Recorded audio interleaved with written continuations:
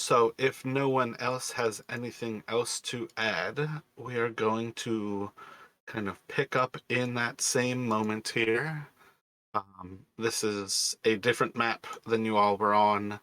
You will have to scroll down to find we are in the kind of middle left side of the map.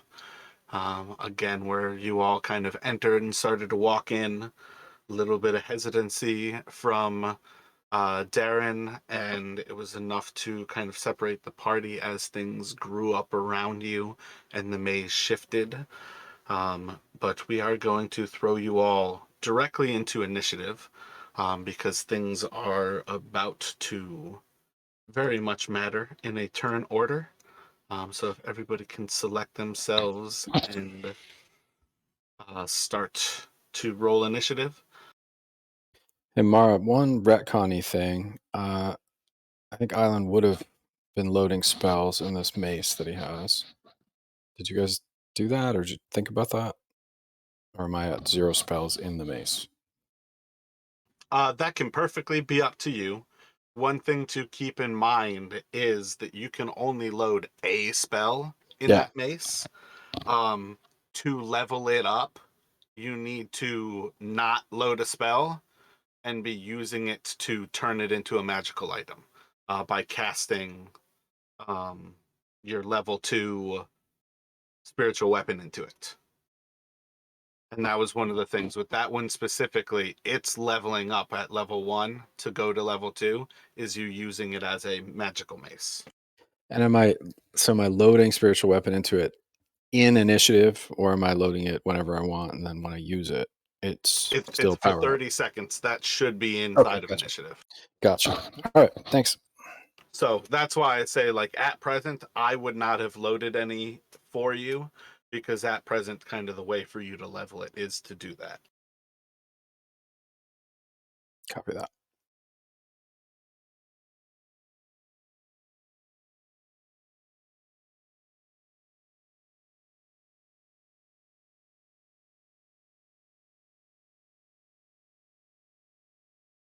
Do you have advantage now in initiative, Jack?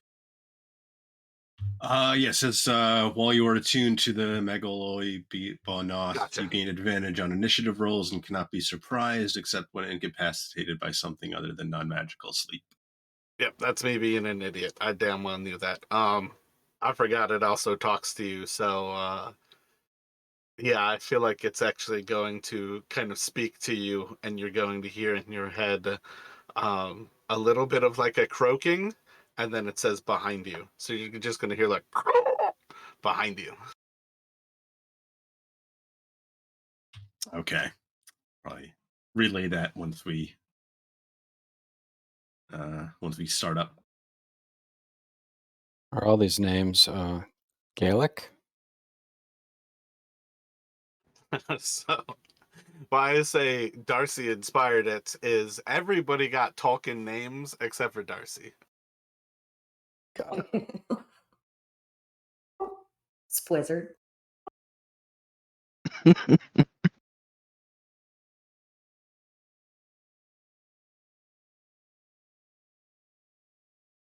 Uh, what was it? It was Vulcan. Yeah, Yeah, yeah. the Vulcan translator that I found also had Tolkien translator on it, so everybody else is in Tolkien Elvish, but Darcy's is in Vulcan specifically for Darcy. That's a huge spoiler for my backstory, you guys. You like a Klingon, really? No, clearly I'm not a Klingon. I mean, you're the one who just told him it was a spoiler. I just said that you appreciated Vulcan. Yes, well,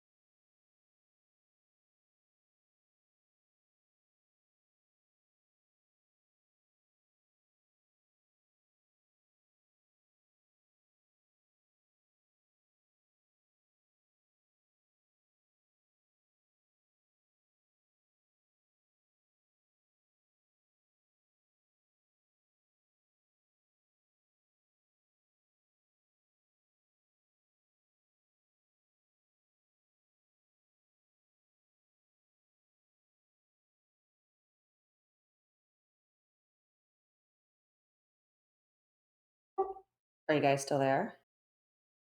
Yep, setting up the combat. Okay. Uh-oh.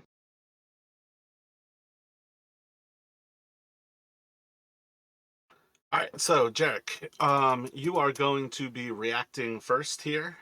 As you hear this croaking sound and you're told behind you, what would you like to do?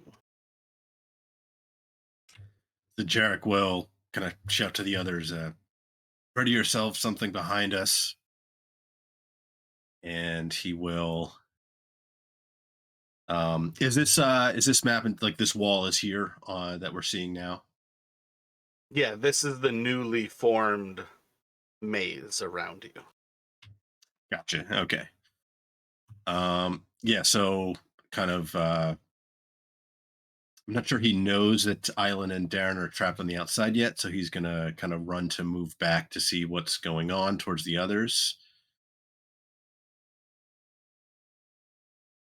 Um, and then I guess seeing these. Yeah, so when you come around that corner, you're going to see some frog-like humanoids all walking on their hind legs, standing upright, and they have, let's see, I think these are going to be daggers drawn, and kind of like just holding knives, not necessarily at their side, not necessarily pointed towards you, but kind of out in front of them. So as you round that corner, one of the first things you will see is a dagger being held by this green frog-like, toad-like creature. Okay, and kind of as he's running back, he utters a command word to have the scimitar shape or scimitar kukri extending out from the hilt of his new weapon, and he's gonna seeing these creatures as he rounds the corner. He's gonna shout like hold, and he's gonna take the. He's gonna hold an attack if the creatures for the first creature that attacks him, he will retaliate, but he is kind of like holding out his non weapon holding hand, kind of like in a stopping motion. Gotcha. So like kukri kind of back behind you, left hand out, like palm out towards it. Yeah, yeah. Kind of like maybe his body's kind of shifted to the side to, in a almost like a little defensively. Let me get just a charisma from you.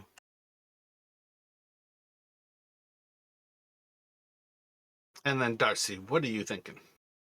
My bad. Rin, what are you thinking?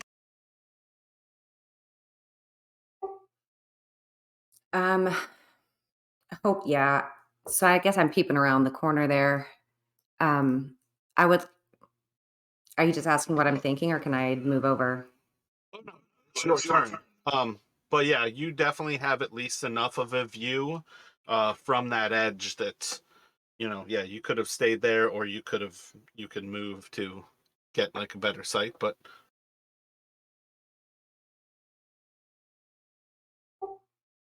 So Rin's watching. I guess I would have a. You and I talked yesterday about auto casting mage armor, so I'm already mage armored up. So I think I would just kind of take. yeah, I think you'd probably be on your second mage armor for this day. I feel like you guys have been traveling for this day. Okay.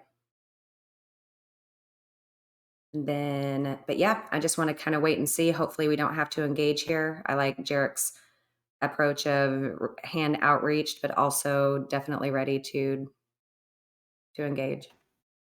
Doing anything with your action? Do you want to hold an action, like to do something versus a particular trigger? I don't think so. You can take the dodge action then if you would like. Okay, I'll do that.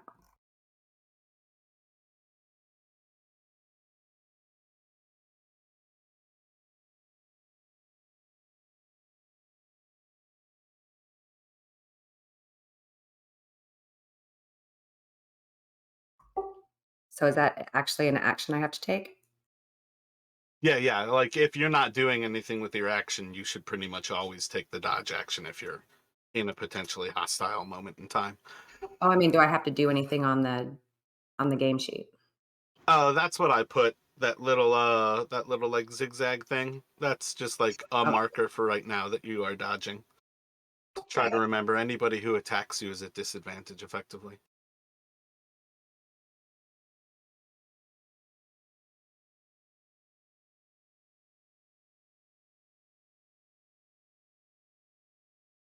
I forgot one thing.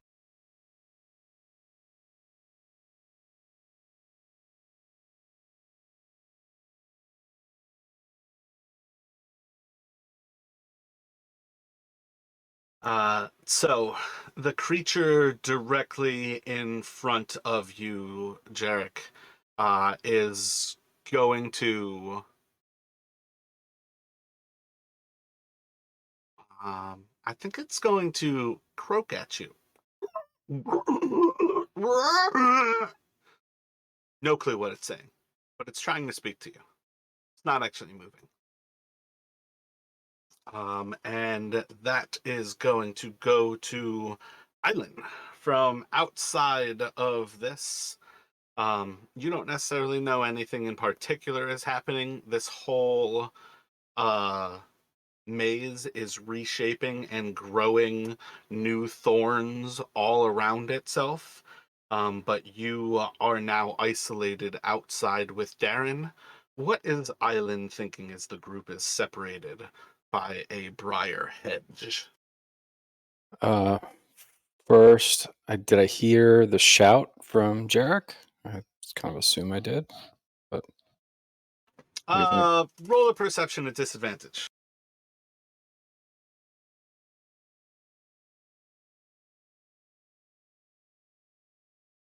I'm gonna say no. All right, so I'm gonna look at Darren and be like, "We have to get in there.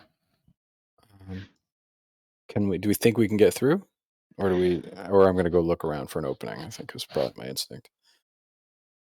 You can roll a perception check. That'll be your action, but you can definitely do a perception check to try to see what you can find. Okay. Whoa.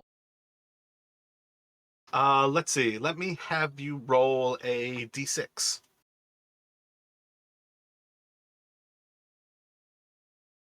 You see the same spot where they just walked in through the actual hedge still has a path through it. It's not easy to spot. It doesn't look terribly dangerous, but you have a route into the hedge pretty much directly to the east of you. All right. Well, I'm gonna poke my face through there to see what's going on inside. Even though I don't have an action, I'll use my movement. Yeah, so at this point, the moment you kind of like move into the hedge to see, I mean, I think that's supposed to be like a 4 foot wall. They're supposed to be pretty thick. But once you move in, you're going to see that there are frog people kind of standing out towards your friends. You're going to see Jarek kind of heading around this corner as he's summoning his sword and then puts his hand out, this creature croaking at him. And then you've got 3, 4, 5 of these creatures just directly around you as you poke your head through and see the other side. All right. I'm gonna um, say like, "Oh," kind of surprised, Good and answer. have my hands kind of like Jarek, my empty hand kind of like Jarek's, kind of up and trying to put a disarming look on it. I think that's my turn. Gotcha. On some level, you have a bonus action. If you don't care to use it, that is perfectly fine. But other than that, it is going to go to another one of these creatures.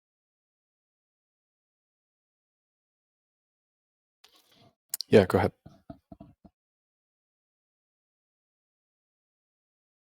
My bonus actions are a lot about smashing people.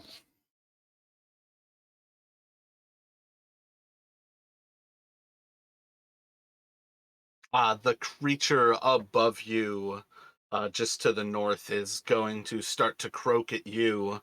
And as it kind of like moves its knife into the direction of Island, kind of like calling the attention to the other ones. But it is otherwise seemingly holding itself at the ready, but not actually acting on it. And I think I'm going to have a lot of them going here now. So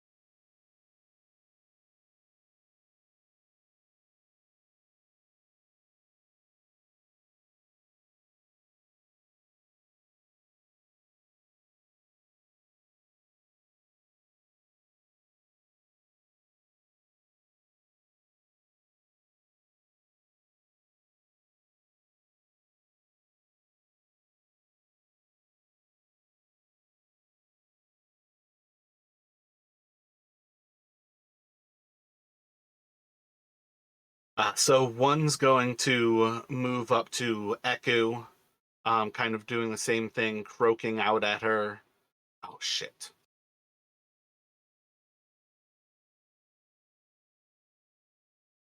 Good. Croaking out at her. Another one is going to sheath its knife, move up to Island, and it's going to pull you into the actual maze. Are you resisting Island? No, I'm trying to make friends.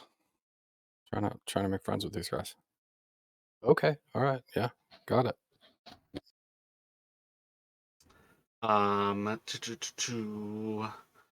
Couple of others are kind of doing the same thing here.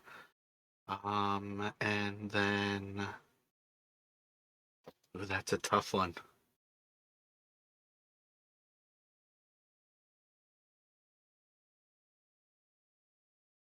Darren, from outside, you are going to see a little frog head kind of poke out of the maze. It is going to croak at you, and it seems to be kind of beckoning you forward with its like webbed fingers, kind of like doing that like drawing you towards it motion, and towards the entrance. Darren will look as amiable as he can in the situation and just kind of shrug and take his leave.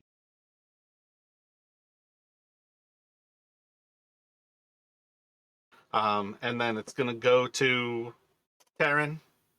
Realistically, at this point, I feel like we have everybody kind of in this moment of these things aren't necessarily hostile. So unless Jarek or Rin would like to kind of change where they're at, what are you all thinking here? No. Yeah, did Jarek see the one sheath its knife? I guess Uh, he would have. Island would have been the only one to see it because it was basically like already north. That one wasn't in anybody's view in particular. Okay, but I think seeing that they haven't been like kind of immediately swarmed and attacked, Jarek would kind of uh but he would try to pantomime like not understanding like the croaking, so he would maybe like shake his head and like hold up his left hand to his ear and kind of like shrug and trying to but not um still kind of same posture as before, not aggressive. Got to roll another charisma.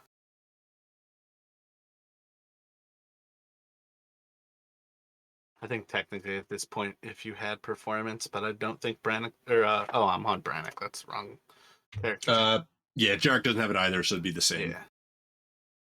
But I did give inspiration to Brannick, and he's got enough, so let me move that over to Jarek. Yeah, I think I've got myself Jarek at 4 now. Yeah, that looks right by mine. And then Rin, as you're kind of seeing these same things go on, The creature looks confused as Jarek's like pantomiming to it. But at present, they seem to be lowering their. Nope, still a little bit too quick for that. What is Rin thinking here? Does it look like one of them knows more than the other, or is the leader of them, or are they all kind of just croaking at whichever of our party is near to them? At present, this is much more. You see a bunch of green frogs. All of them are kind of standing around with pretty similar knives and daggers. All of them seem to be croaking at whoever they see closest to them. Can I detect the thoughts of the one in front of Island? What spell are you using? Detect thoughts. But it's certain creatures. Is this a certain creature? It's a wisdom saving throw, correct? Yes. Can you post the actual spell while I'm looking it up here? Oh, whoops, hold on. Yeah, so as you delve into its thoughts, I'm pretty sure you're not going to get anything because it is resisting. There's one that says display on VTT. That should show the actual spell, but I've already gotten to it. Okay, cool. So I cannot detect its thoughts. Did I spin this spell to know that? Yeah, like you would have cast it and the creature resists it.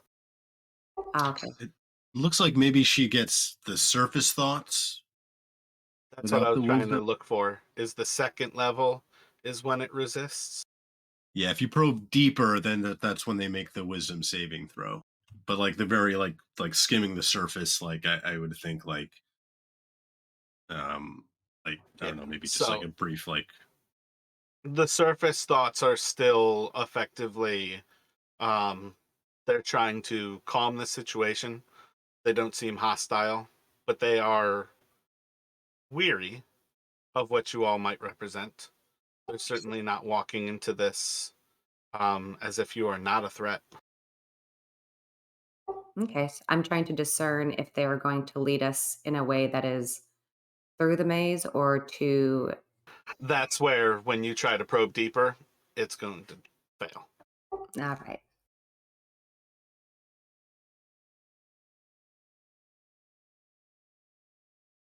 So, with a little bit more general of an understanding, as everything kind of calms here, you all are in like a little bit of like a standoff. Um, Everybody is kind of lowering their knives from the grung standpoint, but they're not necessarily like sheathing them. And you've now kind of gotten the party back together. They've brought Island and Darren inside. The two of them don't seem to be harmed. What's everybody thinking here?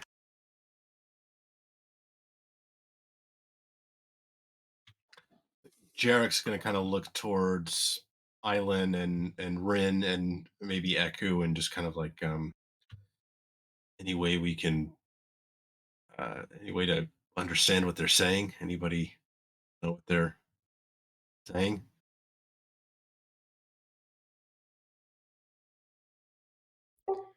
No, but if they can lead us through the maze, it's probably a good idea to try and follow. Ooh, I could try a couple of languages, but we're speaking common. That's not working. Like Draconic. Say hello. You start goblin? going over a few languages.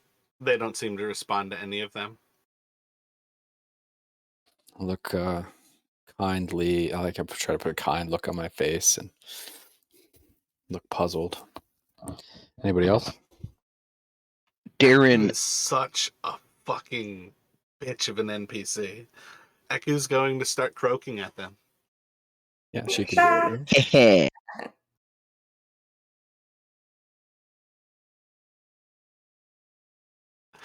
So she's going to start translating between all of you.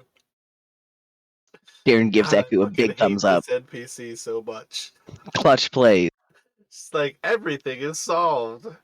Um, she's just going to start croaking to them. She's going to start speaking back to you all.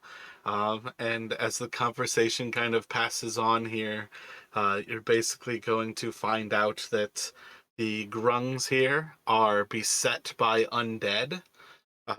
They have um, issues that they would like you all to try to help with, including killing the actual undead. But as well, you are invited to a ceremony that their King Rourke, no wait, their King Grork will be presenting later this evening. Oh, well, of course we'd like to attend the ceremony.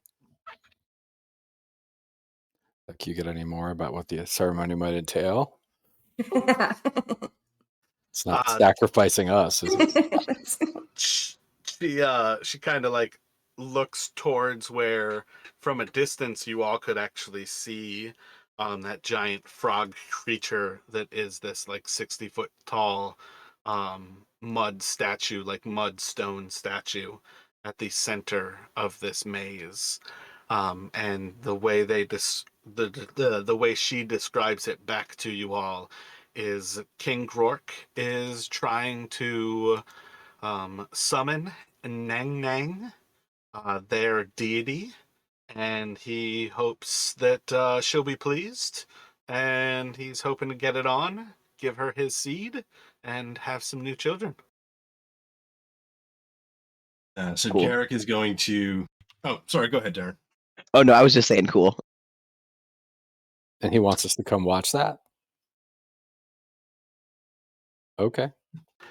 Yeah, it's kind of like the invite of they want you to remove the undead, and it's kind of like any more people who are honoring their king shows off to Nang Nang that he's that much more deserving of her love and also bearing his children.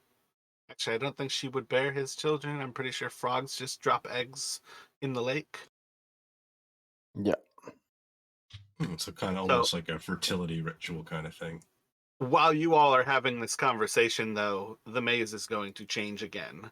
And there's just going to be a point where the maze starts to shift and grow in different directions. And all of a sudden, you are going to be in a new position. So it's like every couple of turns then.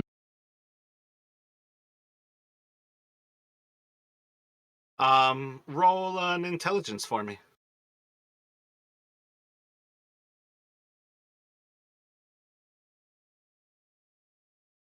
Rolling good. Rolling good today.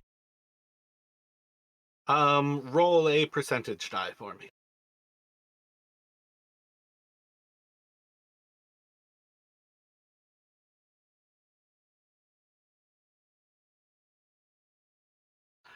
You figure it's about 2 minutes or so between the first shift and the second one. But like this actual conversation is going to take plenty of time, where realistically it probably shifts multiple times here, not necessarily like a single time. Gotcha. But I don't want to shift this constantly because while I set it up to shift it, it is not necessarily easy to do. Does it cause walls to come up between the party? 100%. Yeah, you guys are dodging these massive briars as these walls kind of like rot away and then new ones are growing up, and it is very much a moment where you're like dodging the actual danger of these thorn briar bushes like growing around you. Cool. So Jarek is going to make a show of kind of sheathing his weapon and maybe assume there's like a command word to kind of return it to just the hilt shape, and kind of he'll ask Eku like is it we need to tell him like we can help with the undead, but is there some sort of gift or tribute that's customary for this King Grork? Good question. Show our good will, good faith. So Eku will get cut off from you for a few moments as this is growing. Island does get cut off with two of these creatures, and you are kind of off in a different direction and in a little dead end. When Eku comes back around, I don't think anybody can see it quite yet, but you'll get there by the time Island kind of arrives. This is purely in the dice. I rolled a 3, and this is the position where you, quite literally, you all walked into this maze, and you now can walk directly out of it in the exact same position. That blows my mind. It's supposed to be a long time that you're stuck in the maze, and it's moving around in a way that perfectly just walks straight through it. But Eku's going to kind of wander back through where they catch back up with the group. And I feel like... Let me get an intelligence roll from... Or let me just get a D20 from somebody as Terran.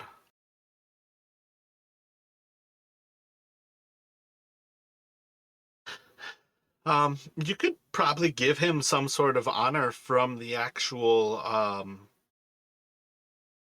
the alchemy jar. Give him like a bunch of mayonnaise or something like that. Give him a bunch of ale. Like that's probably a pretty solid gift to do. You may not want to show him that it doesn't like run out.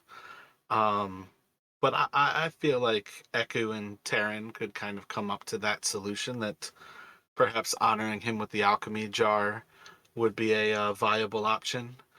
But I definitely feel like she'll come with this warning, like honor him, but also don't insult him.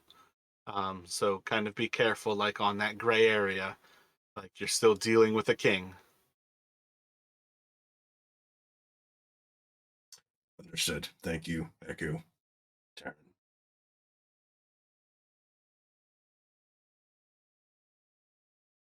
Jarek will be seeing this kind of maze constantly shifting. He'd definitely be eager to get them out of it if they see an opening. So. Darren would like to move closer to Rin and Jarek and Taryn.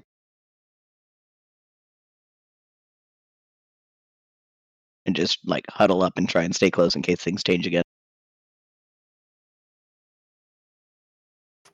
So again, by the time Island kind of makes it back through, the three of them would certainly be able to see that the entrance into the center portion of their little shrine here is to the east of you all.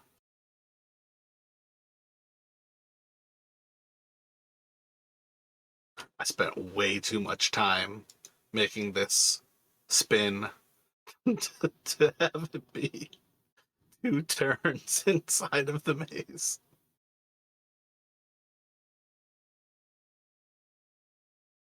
I appreciate you being honest. Well, it's a It's super just- cool thing. It's pretty formidable. I'm glad we're not trying to have a battle. Blows like my this. mind. We're very impressed with the idea.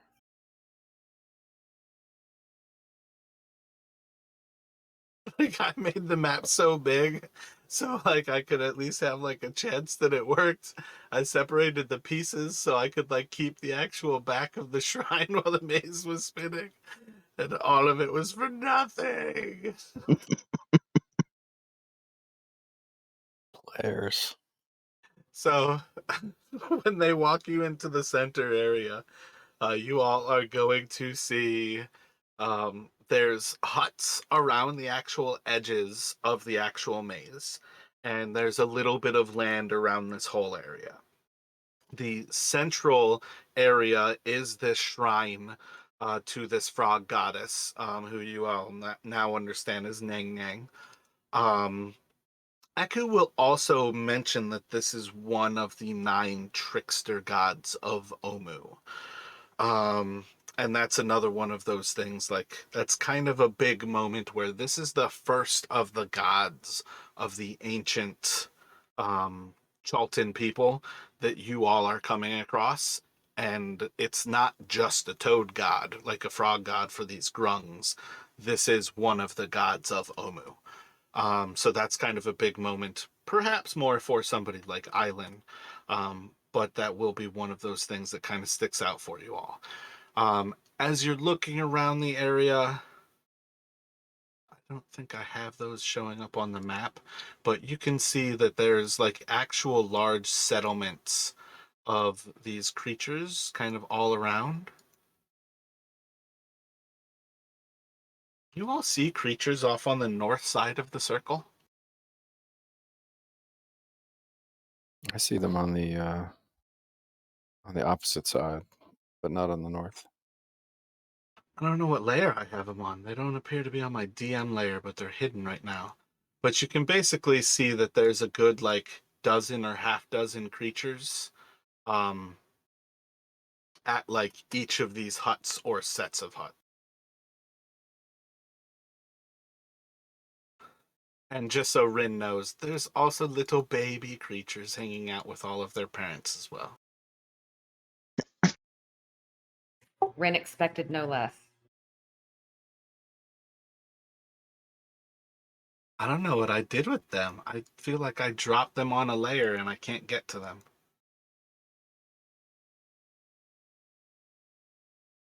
Yeah, I can see the creatures like in the central area and just to the north here on the just to the east of this edge of the maze. Oh, it's all of that class of creatures, because there's supposed to be 8 of these warriors that are guarding the actual central temple, and those are on that same layer. It's like not on my GM layer and it's not on the map layer. So I'm not sure what layer I dropped them on, because those are my 3. And then there's 16 of them in the northern side of this. Part of why they stick out is those are orange, and there's some purple in the northern one as well. Most of the creatures around the huts around the outside are green. Some of them are blue. Again, this is kind of a little phase where green and blue kind of blend together, and you can kind of see them like vaguely mixing. But there's a certain level of, you can see like kind of like a class striation in the society pretty quickly here. It seems to be that these orange ones are in the center temple. Granted, I didn't mean to reveal the actual center part of the temple yet, but you guys will get there. The orange and purple are in the northern side, blue and green around the actual like lower sides of the circles. And they're all kind of like generally staying like roughly together. All of the tiny little toad people are like a grayish green, but more or less like kind of fall into like a gray, like their color seems to come up later in life. And that's kind of how you can spot that. What is it? They have like 66 per hut. So there's like another like probably 40 or 60 little younglings around this whole place. And do we see any signs of like damage to the huts or like any immediate evidence that the undead have attacked this area?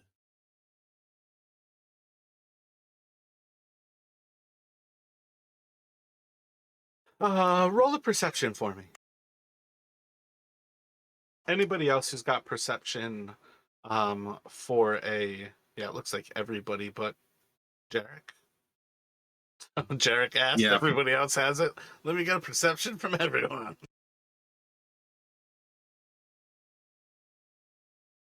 And then I'm about to drag you all out from the outside, because that way I don't have to continue to move the maze.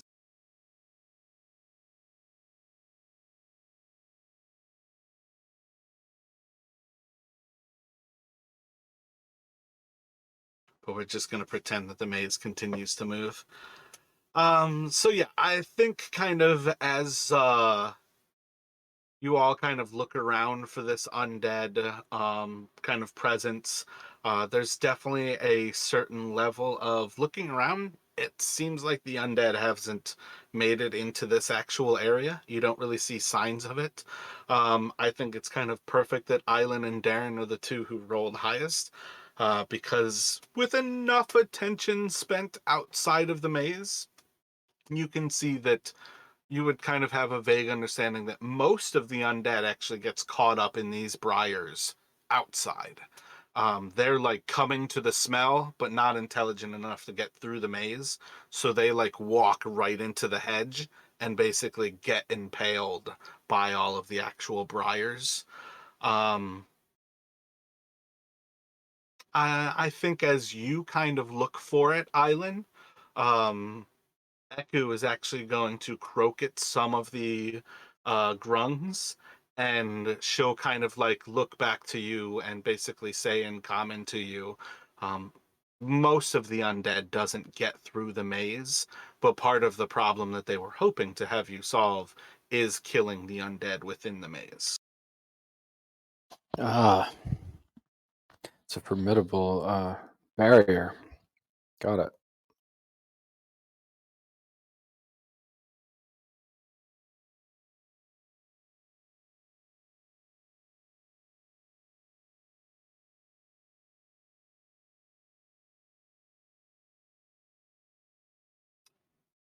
Um, so they'll like have a conversation between Eku and yourselves. At some point, the maze is going to shift again, and kind of like you'll lose that exit. Um, I think it spins all the way to the other side, actually, 180 degrees almost. So you can see, like, on the other side of this whole area, that there's now a very clear, like, entrance back into the maze on the opposite side of this maze, like on the east side of it. Um, but they basically are going to pass to you. You can meet the king right now, or if you'd like, you can try to cleanse the maze and come after. It's kind of up to you all. Um, who kind of like, is passing that on, that it's kind of up to you. Would you like to try to help the king first, or do you want to honor the king first? Jarek's also going to ask if Eku, if like maybe to ask the grungs, like, are they able to control this shifting? Is this like defensive, or is this just some natural, or maybe not natural, but kind of immutable aspect of the maze that it shifts?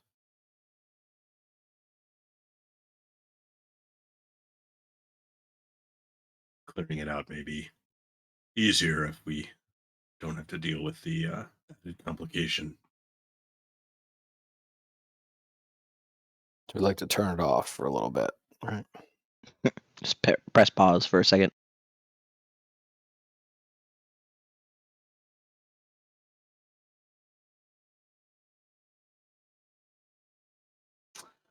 I think as you kind of pass this too, and then they pass it kind of back through Echo, her response will be more to the level of, it seems like their shaman has created this. It's not a spell that she casts so much as it is a spell that the maze is. So it's almost like the solution is they would have to drop all of their defenses to kind of stop the shifting of the maze. And let all of the undead at us. Yeah, that doesn't seem like probably a good thing. And then like as like the frog kind of keeps like croaking at her while she's translating it to you, you can tell her mind's kind of in those two places, and she'll continue on pretty seamlessly with, well, perhaps there are advantages, that there are paths, not unlike what Island was able to find, where there are secret entrances and exits throughout the maze, that once you know where they are, or that they are, you can find many different places to move into and out of it.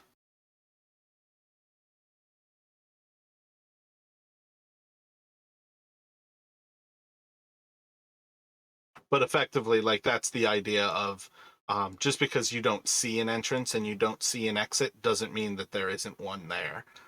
It's kind of like, I don't know. I 100% think of the Never Ending Story. Was it Sting? Not Sting. Shit. David Bowie. Labyrinth. Labyrinth. Mm. Yeah. Where like the entrance to the maze is right in front of her and she can't see it because she's not like looking at the right perspective.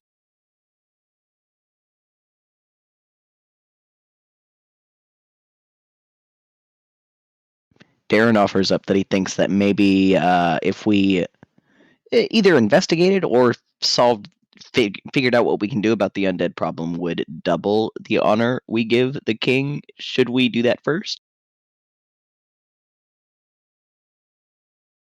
It would be if we could tell them we've dealt with their undead problem, it could be as you said, a way to honor the king. Yeah, Yeah, I put think it that way. Yeah, I think we should kill as many undead as we can. Is this a couple hour job and then we can attend the ceremony and tell them, or is this a couple of day job?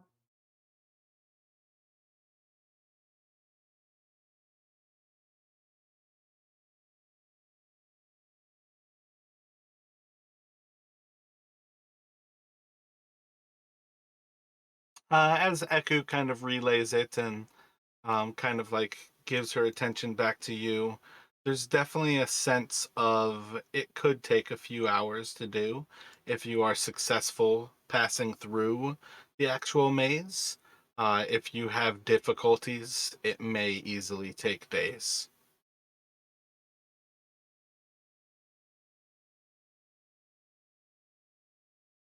So, working through Eku, is there a way to discern like how long they've been dealing with this problem, what they think the heart of the matter is? The heart of the matter is that Chult is overrun with undead and it's been hundreds of years. This is a continent that is overrun by undead.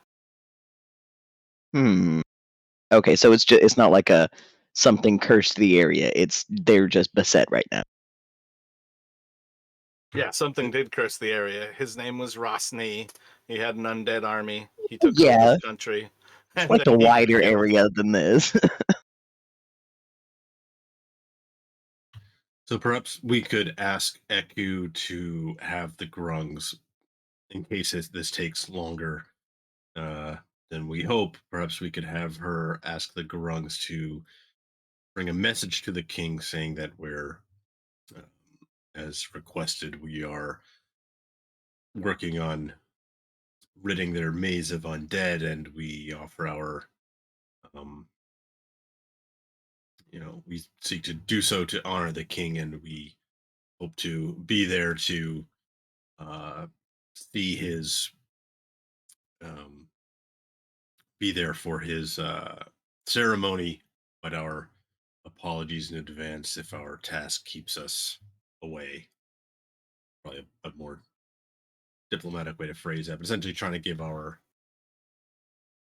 Let me get a persuasion from Island, and Jarek can give him advantage.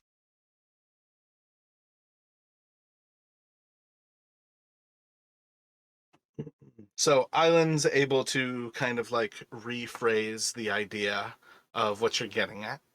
Let's send the king word, telling him that we're trying to honor him with making his maze a little bit safer and his people a little bit safer. That you all will do what you can to attend his ceremony and try to help him unite with Neng Neng.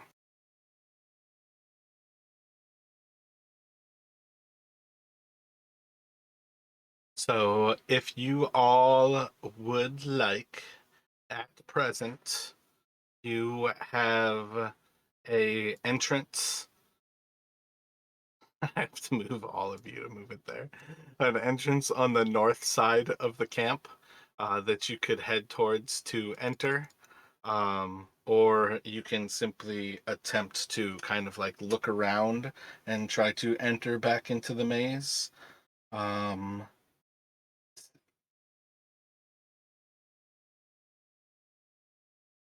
are you all thinking?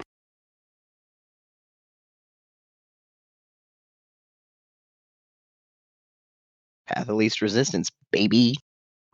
Yeah, that's what do we see that's closest, and let's hop in.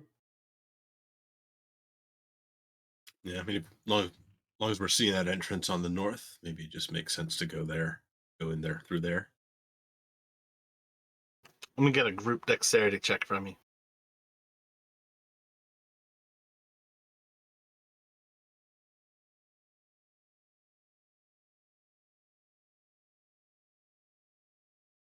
Come on.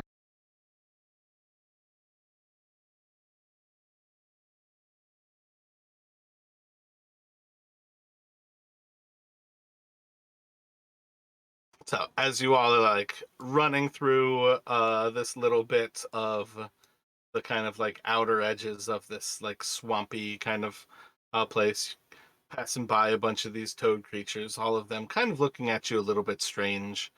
When you approach the camp, like on the north side, they're definitely a little bit quicker to kind of take like a defensive stance. But you have a few of the escorts who brought you in, and everybody can enter back into the maze. Let me have just the first person to roll a d8. Roll a d8 for me. Bam. So as you all get just inside of the maze, right before it shifts, you kind of like get inside. Two of your escorts have come with you, and the others kind of remained behind to send the message through to King Grork. And let's go for. Let me have a d20 from Cam.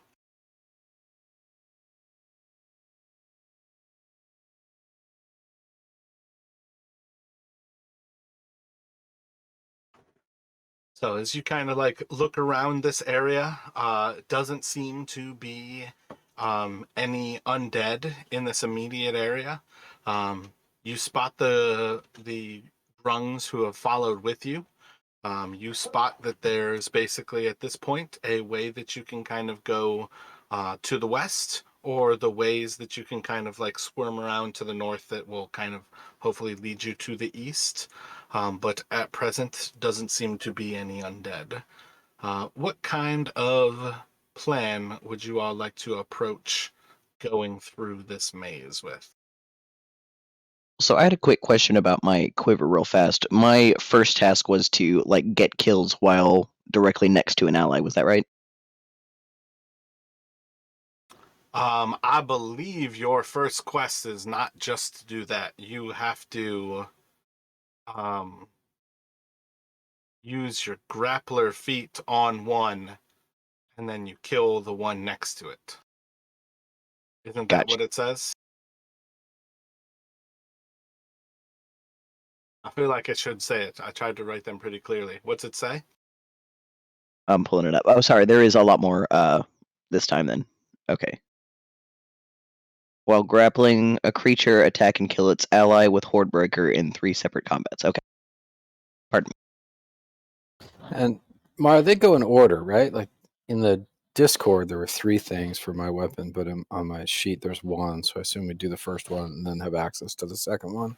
Yep. When it powers up to level 2, you'll have that increase. Like you'll get a new quest. Cool. Thanks. So Jarek's gonna suggest the main thing is try and keep close together so we can minimize the chances of being separated when this thing shifts again. Is the best combat strategy, and I'm asking you, Jarek, for us all to stay together and move through it, or to chase a bunch of them to the other group, or any sort of other strategy than just kind of troll through as a group?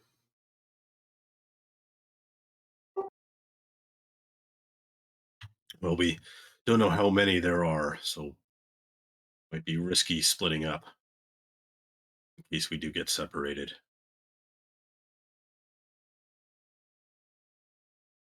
Okay. But if we try and proceed maybe more or less single file, if we keep maybe myself on one end and Island on another, and Okay. And Eku's coming with us, huh? She is with us. Yep. I mean, Yeah, given right now how you've got Eku and 2 of the Grungs. Which way does the thing rotate? It looked like it was counterclockwise. What I have been doing is rolling a d8, and it goes to that position. Oh, okay. As far as you all are concerned within this maze, it's growing new mazes each time. I tried messing with creating 16th, no, not 16ths, 1/8 portions of this maze, and I couldn't come up with a way that it like worked legitimately. So I just gave up on that, and I'm like, yep, we're just gonna do the rotate the circle. Well, it's pretty cool, regardless of. I know it sounds like a big pain in the ass, but it's a pretty challenging thing. If somebody made it an actual circle, it would have been easy. But whoever drew it was like, yeah, fuck a circle. You're supposed to use your imagination. It doesn't matter if it's a circle. Got it. Well, all right. So I'll be at one end, you'll be at the other. We'll shepherd our team in between. Sounds good. and I suggest we just pick a direction and go with that. I say left, Left it is. west. Gotcha. Roll a survival for me from. You can basically pick 2 of Island, Jarek, or Darren.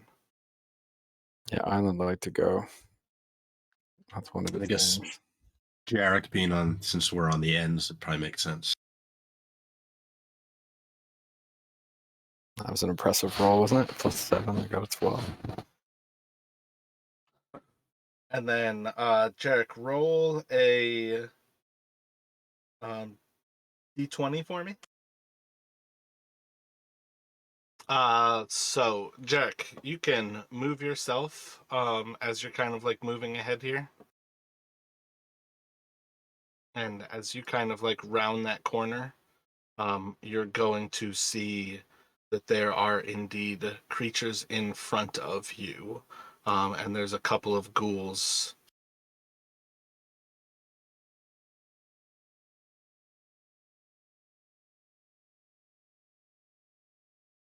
Okay, so Jarek would shout that out to the others as they become apparent.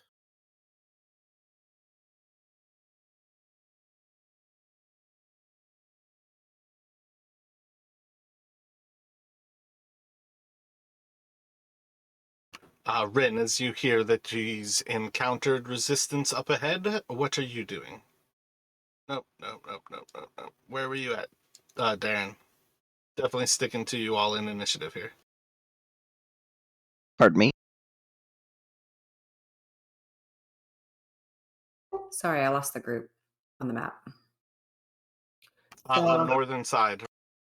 Yeah. Yep. So I guess I would. Can we tell it all what is on the other side by sound or anything else? You can roll a perception check if you would like, but at present, no. But we assume they're undead. He's yelling that there is something there. You can assume that they're hostile. Anything else is going to take action economy. Okay, so how do we have to just get up closer to see through that ridge to see where we can go through or get a look at it? Yeah, like at present, you can really only see Taryn and Darren. Maybe Eku and one of the Grungs. Okay, I'm going to take a step up a little bit, but I'm not going to approach it all the way. I'm going to let one of the kind of guys do it. But I wanted to take a step closer to see. Uh, do we see a good spot to go through the wall?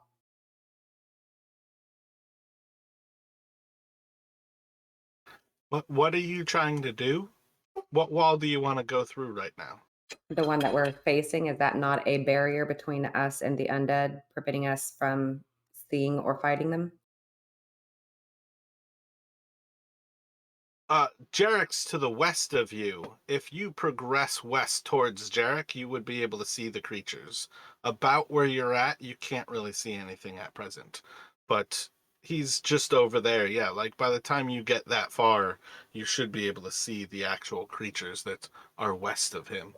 Oh, my bad. So those are the frog people below us there. And that thing to the left is, I see. Sorry about that. So I didn't see that left side. All right. Yeah. So yeah, I kind of come up to the side here and um I can take an action, right? Most certainly. Oh, I but don't wait. think you can move that far though unless you actually take the dash action. Because it ends up being twice movement to go through people. Ah. All right. So how about here? This is 5 foot squares. Yeah, I think you can probably get like between Island and Eku. Otherwise, you're going to be stuck kind of behind Eku and the Grungs. I don't know where it just snapped me. Right behind Eku. Okay. You should be able to move yourself like one to the left.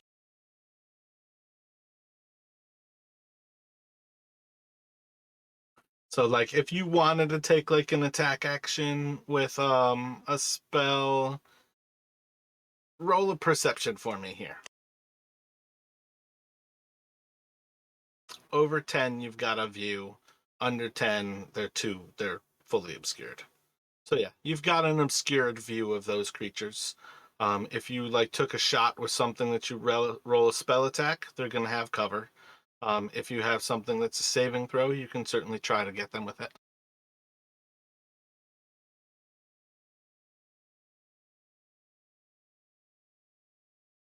Do we know from our never mind. Confusing games. Yeah, I mean, I would like to try and cast Firebolt and see if that has any damage. Roll that spell attack.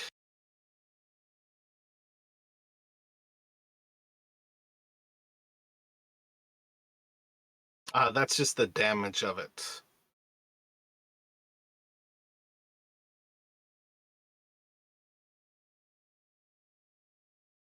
Solid. So doing 33. Just to let you know, like regardless, I always take the first dice, so that crit takes your original 18 and adds the 15 to it. It just so happens that you rolled the same thing regardless, but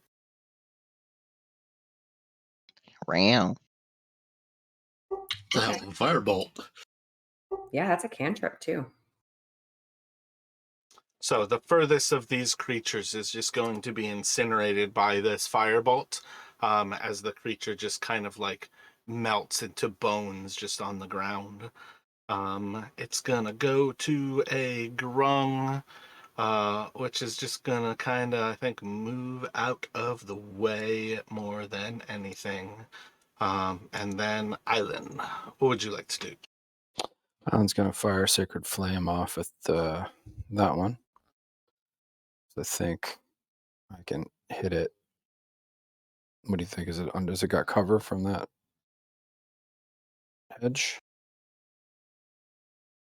It's definitely obscured. All right, well, I'm gonna move up then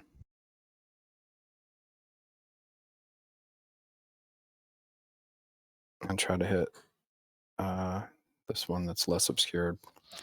The Sacred Flame. Gotcha. Roll the Sacred Flame. If I recall, that's a saving throw anyway, so it's not really the same deal. Yeah, they need to make a dexterity saving throw.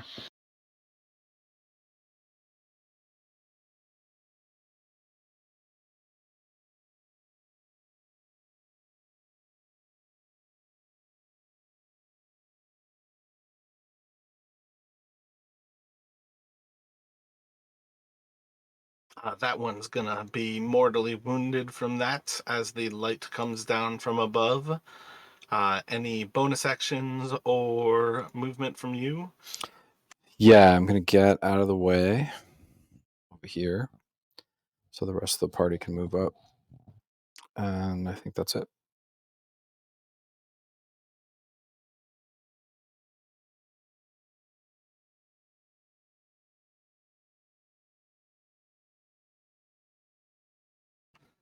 You and the Grung are gonna move out of the way. What do y'all want Taryn to do? Fire his bow, like he does. Maybe at that mortally wounded one. What do you think? Anybody else? I feel like he's been playing him more as a melee guy, so he might move up to try to get ready to melee combat.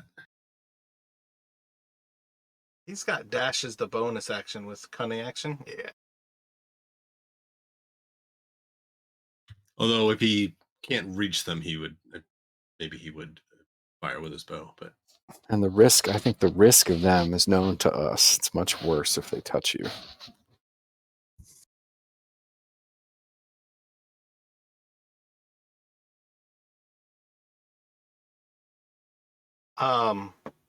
Just because I know how to maximize a rogue, he's gonna hold his action. He's just gonna wait for Jarek to get close to somebody, and then he's gonna attack.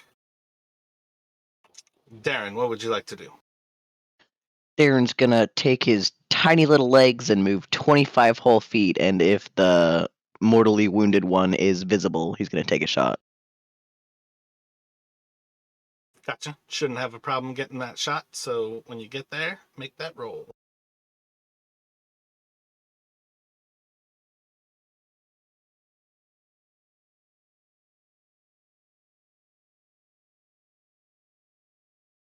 Solid hit. Adding on any more damage?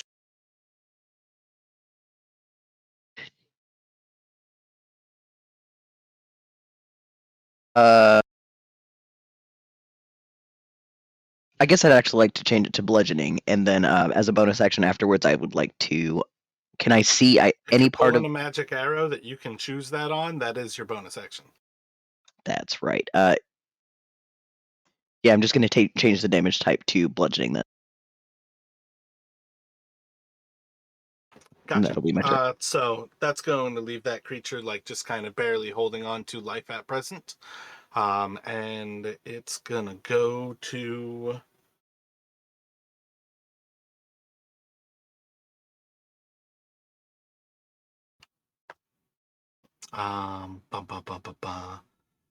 that'll go to Jarek.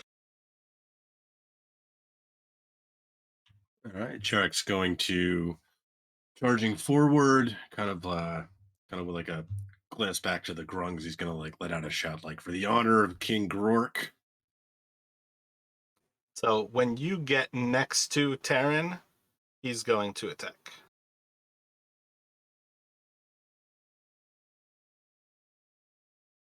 Okay. Oh shit, I broke his character, so he doesn't have weapons. I really need to work on those. Let's go. So that'll hit. It's 2d4.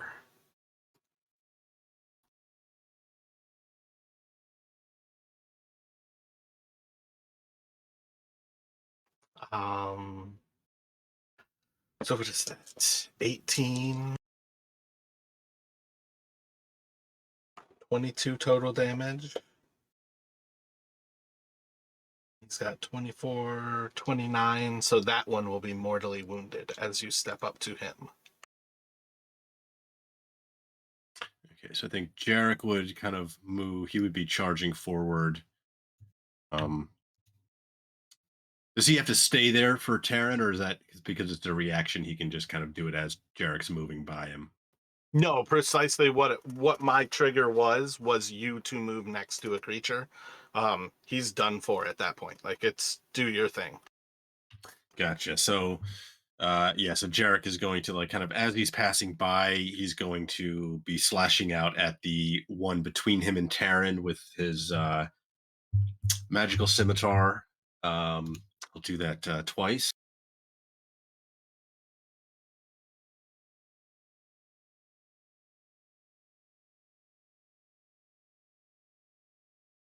So the first one is going to kill that one.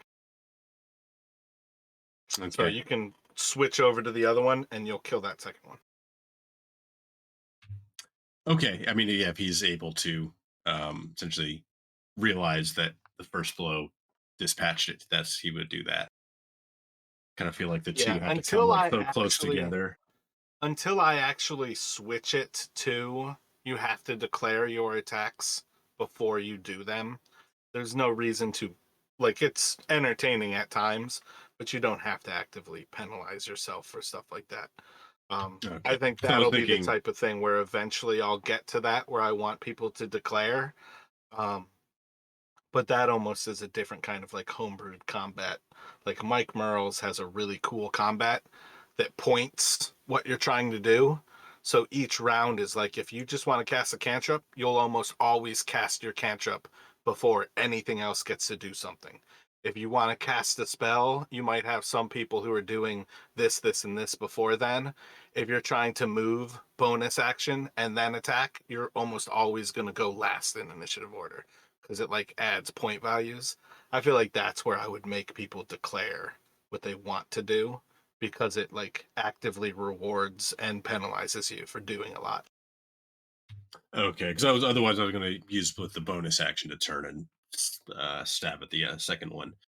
But seeing these three, Jarek's going to hold there and wait for maybe the others to catch up, keeping an eye out still to his west to see if there's any more of these creatures coming. But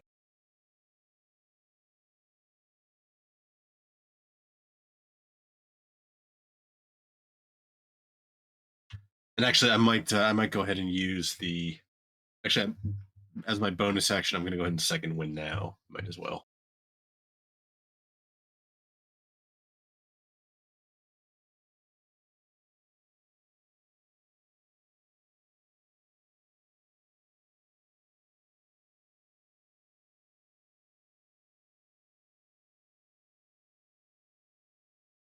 Bam, starting position.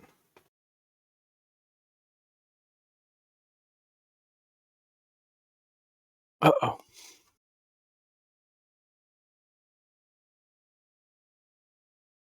right, so as the hedge again like kind of like rots around and then like grows up near you, you're going to see as two of these ghouls are actually like consumed by the hedge.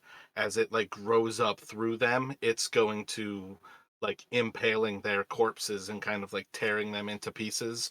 One of their bodies is just fallen next to you, between you and Taryn, but the other two are basically like almost ornaments on the Christmas tree that is this hedge.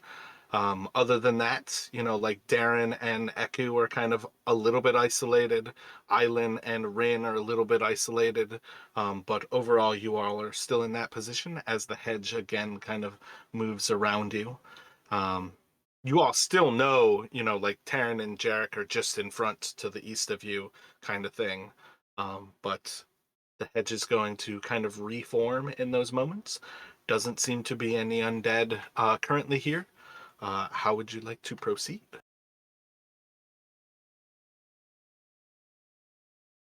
So I think I'm like gonna catch up with Taryn. Nope, go ahead. I just want to catch up with Taryn. Like, I'm eager to find out if I can see you around this corner. Darren will follow close behind Island. And I think I can see you, so I'm very relieved. That was the most important thing. Jarek would be kind of coming up around to see around this corner. Otherwise, waiting for the others to kind of catch up. Ren would see Eku around the corner, and so go move to join Eku, and then eventually see the tail end of the rest of the group. Gotcha. So moving forward, let's get a survival from Jarek and Darren.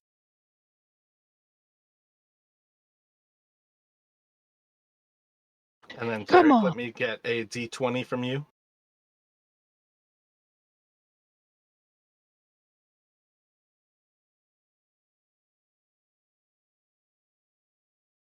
Sorry, did you say Cam or Jarek?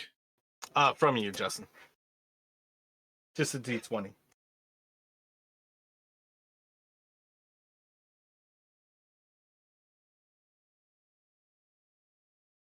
Darcy, roll a D6 for me, please.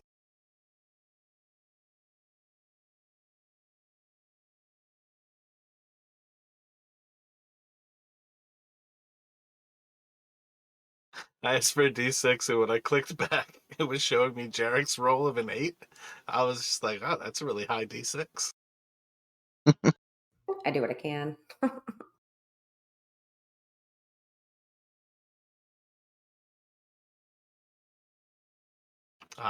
So yeah, I really should keep you all in initiative so we actually start on weird little initiatives.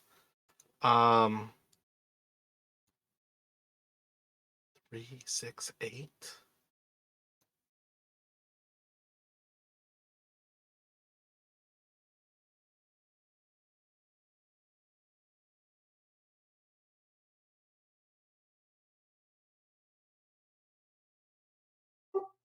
Does anyone want to make a plan for how to get their quest skills or quest things done with these? I'm close to a place where I have 2 spell slots to expend before I can kill something and it count towards my item. What about you guys? This isn't ideal terrain for me, so I'm not going to worry about it here.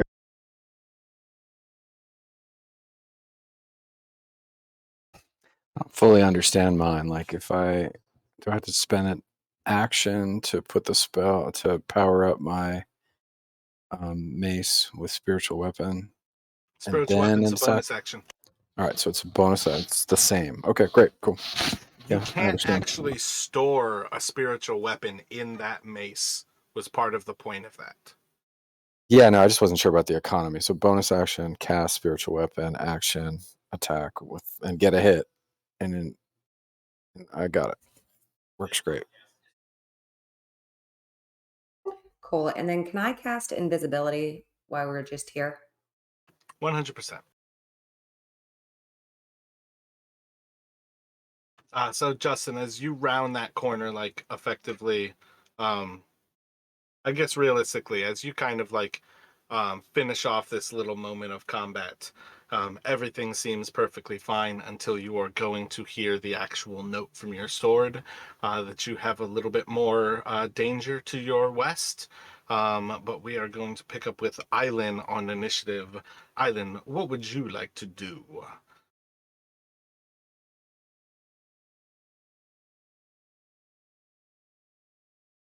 I'm gonna move. So, do I know that the sword is telling us that there's more going on? Nope, it's just inside of Jarek's head.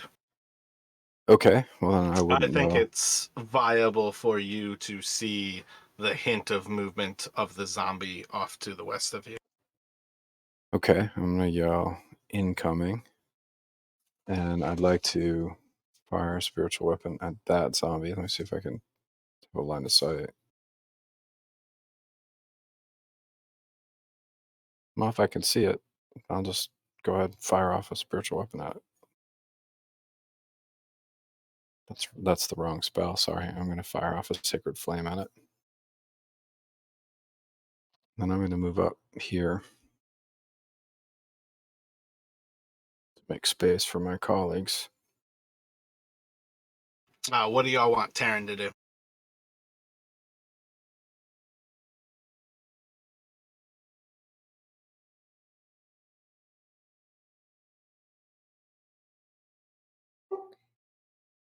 Probably get closer to be able to take a bow shot. or get closer to make some kind of attack. Yeah. Stick with Jarek for best flanking.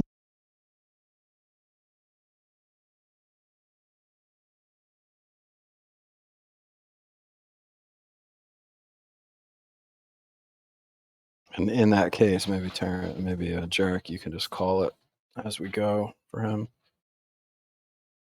Terran's just going to creep up all silent like.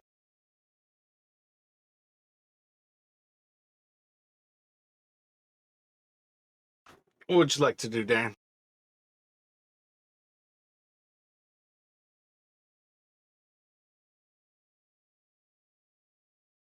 I think I'm going to move up and hang out next to Island out of the way so he can move until I can get a good shot next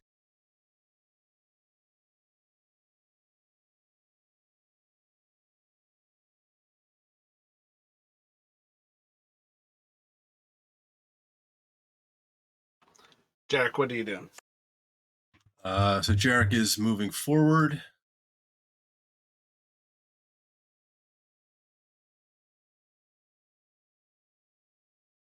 I'm kind of placing himself here, and he's going to hold an attack if one gets within. If the zombies close, he'll attack the first one that closes within reach.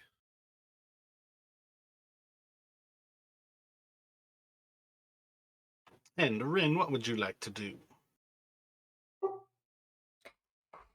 So I'm invisible, right?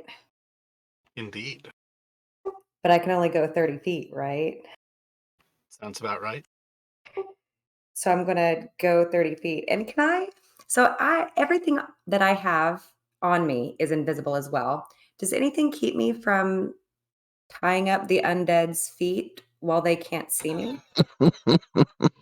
A sense of smell? Sense of hearing? You can certainly try. But I'm invisible and they're undead and they don't have brains. So if they can't see me, then I'm nothing to them, right? You can certainly try. Just walking up to Yeah. them to tie their shoelaces No, together. so here's the deal. So here's the plan, guys. I wanted to get up close to it and let it touch me so I can use shield, which will be my last first level spell because my other 3 make no sense here. So then Mara, am I right? Every kill after that counts towards my thing. So if I killed all 5 of these, then I would do my first level thing. You can certainly try. Oh, you. That is daring for a maid. Yeah. So here I go. So I'm going to go 30 feet. Let's get it.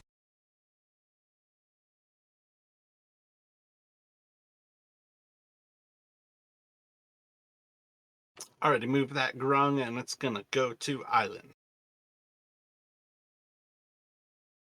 Island's gonna pop out and Sacred Flame again.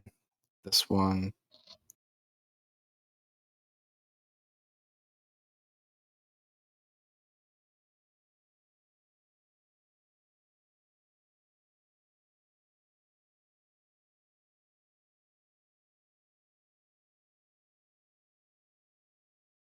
I get a sense of how he's doing. That one is mortally wounded. Great. I think I'm gonna stay put because I'm not in anybody's way.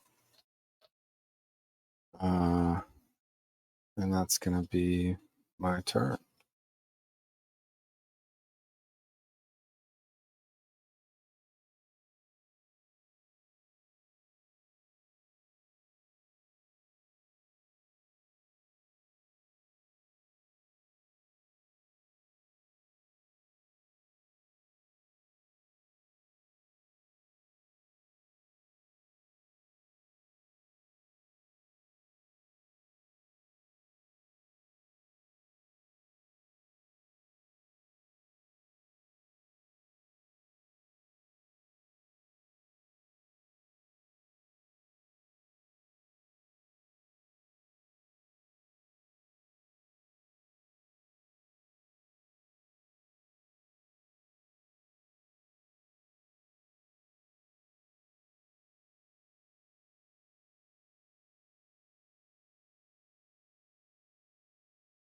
Mm-hmm.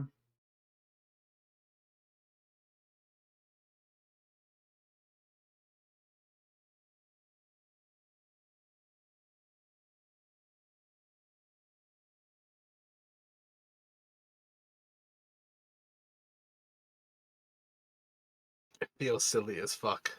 But Terran is going to move around that corner. And he's gonna throw his dagger.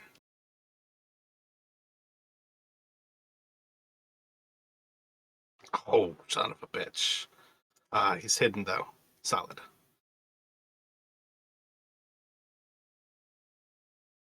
I think that's 6 actually would have hit. Ooh.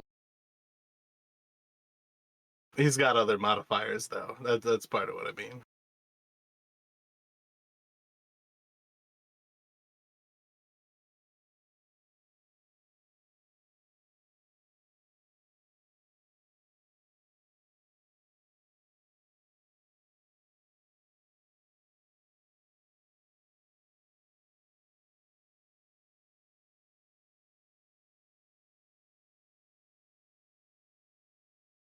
All right, on a 19, that zombie's gonna survive. Almost, little zombie.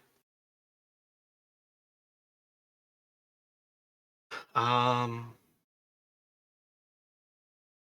I think he's just gonna throw the other dagger at the next one too. That's definitely a hit because I forgot his dexterity. For another 3, and then it's gonna go to Darren. Would I be able to move behind Jarek and Terran to... Okay, there's a little space. I've got Terran moving out of the way, yeah.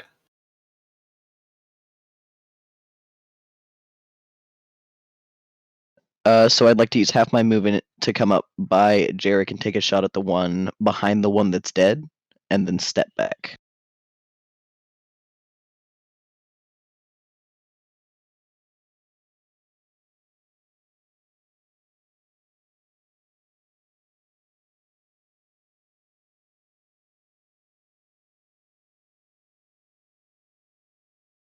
Gotcha. For another 7 damage. That's gonna be a mortally wounded zombie.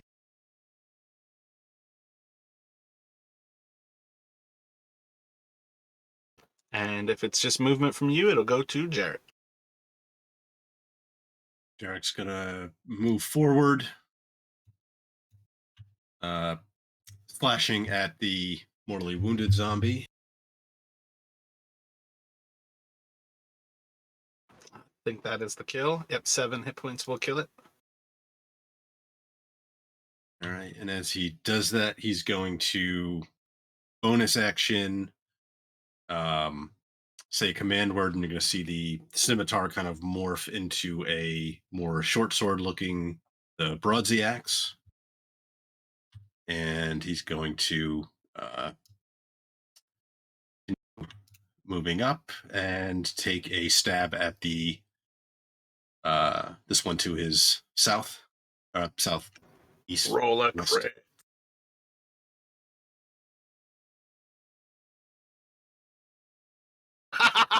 Yes! Yeah! Kill it! How'd you do 12 that? is kind of a strong. That's the one I hit before, right? That will take that one to like the bloodied condition, but it's still standing strong. It is a notch off your belt if you've got your extra attack Well, I had to use bigger thing. yeah, I might as well use it It's now. not an I'm gonna action go ahead and- economy, yeah. Yeah, it's just a free extra attack. So yeah, I will stab at it again.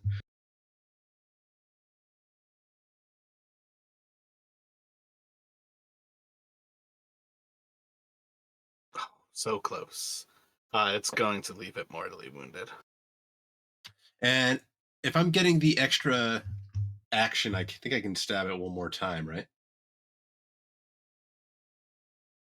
Yeah, it is the attack action. So technically speaking, this is your main hand. Well, that doesn't matter for you either. But yeah, it's 2 more attacks at this point. So I think Jesus. just one because I've already used my bonus action. Well, yeah, but it doesn't give you an extra bonus attack. It's an extra action, and you take the attack action, which gives you 2 attacks. Right. So I have one more attack. Yeah, now. that's what I mean. When you use, I can't even think of the name of the ability right now. Action surge. When you action surge, you you get another action. Right. Okay, yeah. So that's a solid hit. You need 3 damage. Yep. So that will be 1 notch off of the belt or the hilt. All right, and that's all Jarek can do. I know somewhere I kept those. It's going to go to Rin, where I have notes that I'm supposed to keep track of too.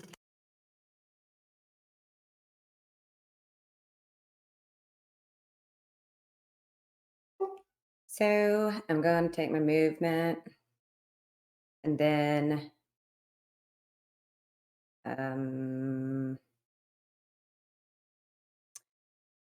yeah, and then I guess I'm going to cast Detect Magic just to burn that last spell slot, and then on the next turn, I should be in sight range without being around that weird curve. You don't have like a bonus action. Excuse me? You don't have a bonus action. What do you mean I don't have a bonus action? I have a movement. I have a regular action, right? I can't. No, but that's what I mean, to burn it. Like, you trying to burn through your spells is cracking me up. I can't I contain am myself. so close. It's making me very nervous too. Well, see, you also missed like the last fight you all had right before coming in here. You're fighting these tiny little creatures that everybody's like one-shotting, and Rin's over here like fireball, fireball, fireball, fireball, fireball. And it's just like, what are you doing? It's just like, oh yeah, I gotta burn through all my spell slots. So Yeah. how about this? These creatures can pretty solidly take 2 big hits. If you move up and you quicken a level 1 spell, you can then use your action with the cantrip. You would have no spell slots remaining. Do you have No, I a... use those. I use those at 8 o'clock this morning. My sorcery points. Gotcha. Okay. I forgot that you're out of sorcery points too. So yeah, that's legit. You are casting Detect Magic. You're definitely going to feel this ping of every single person here has very powerful enchantment magics on them.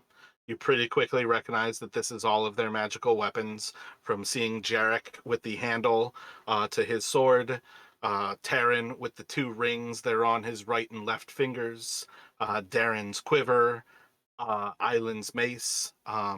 You can't actually see your own corona, and then the maze itself as well, and So um, everything. So all of the room and all of the people and all of the things.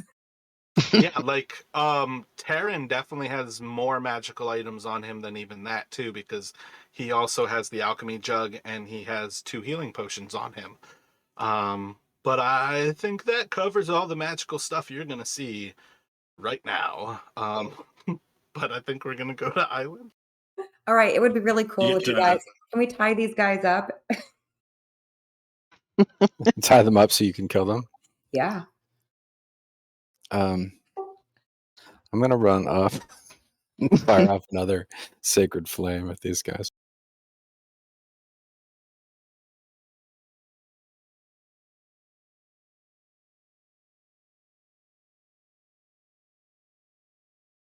I don't think dibs counts here in the maze. Yeah, I think I have to reload my page, so I'm just gonna fire off that sacred flame. I'm gonna stand behind Taryn. Sorry, behind Jarek is my goal. Is to get behind Jarek. Yeah, I think you can get like just to the west of Jarek, and that would give you a solid sacred flame spot. Yeah, they've got a negative deck, so even with a 15, I'm going to fail it. So when you get back in to roll the dice. Actually, you should be able to send the dice. Yeah, there we go. Yeah, I did. I just 6 was. more. So is that the first hit on that one? Yeah. Cool.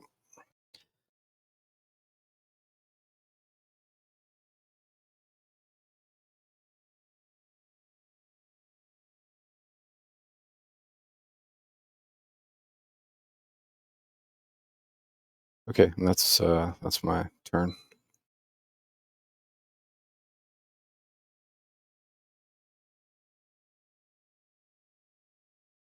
Oh, son of a bitch. I was holding actions with like all of those zombies. I feel like Jarek was the one who moved into them. I think Terran. Yeah, I think a first attack is going to be on Terran. Solid fumble. And then 2 of these against Jarek. Solid. 15 does not hit you, Jarek, or that is your AC? It is That is now your because AC. I lost one after the those critters damaged my studded leather, so 15 hits. Oh, I do have to update that. I've got you as 15. I forgot that you increased your dex 1 more, I think. I think my calculation's just off. Yeah, so it was 16 with the 12 plus the 4 dex, and then -1 down to 15. He is going to crush you with 2 points of bludgeoning damage. And that is the cost that you, sir, must pay for moving into base-to-base contact with the zombie. The next one is going to move up to you and also... Damn it, they have that resistance against your attack. Holy nat ones. Gonna move up to you and attack. Another one is going to move up. Let's see who it's attacking. The Holy Warrior or Jarek? That's gonna go for Jarek. 16 will hit, and it'll do 5 bludgeoning to you, Jarek.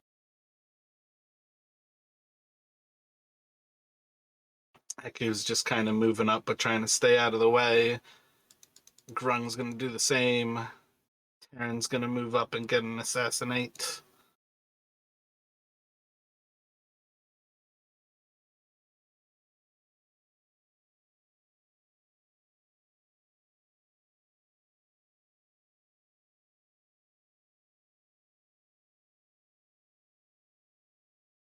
Yeah, he's gonna kill that one immediately south of Jarek.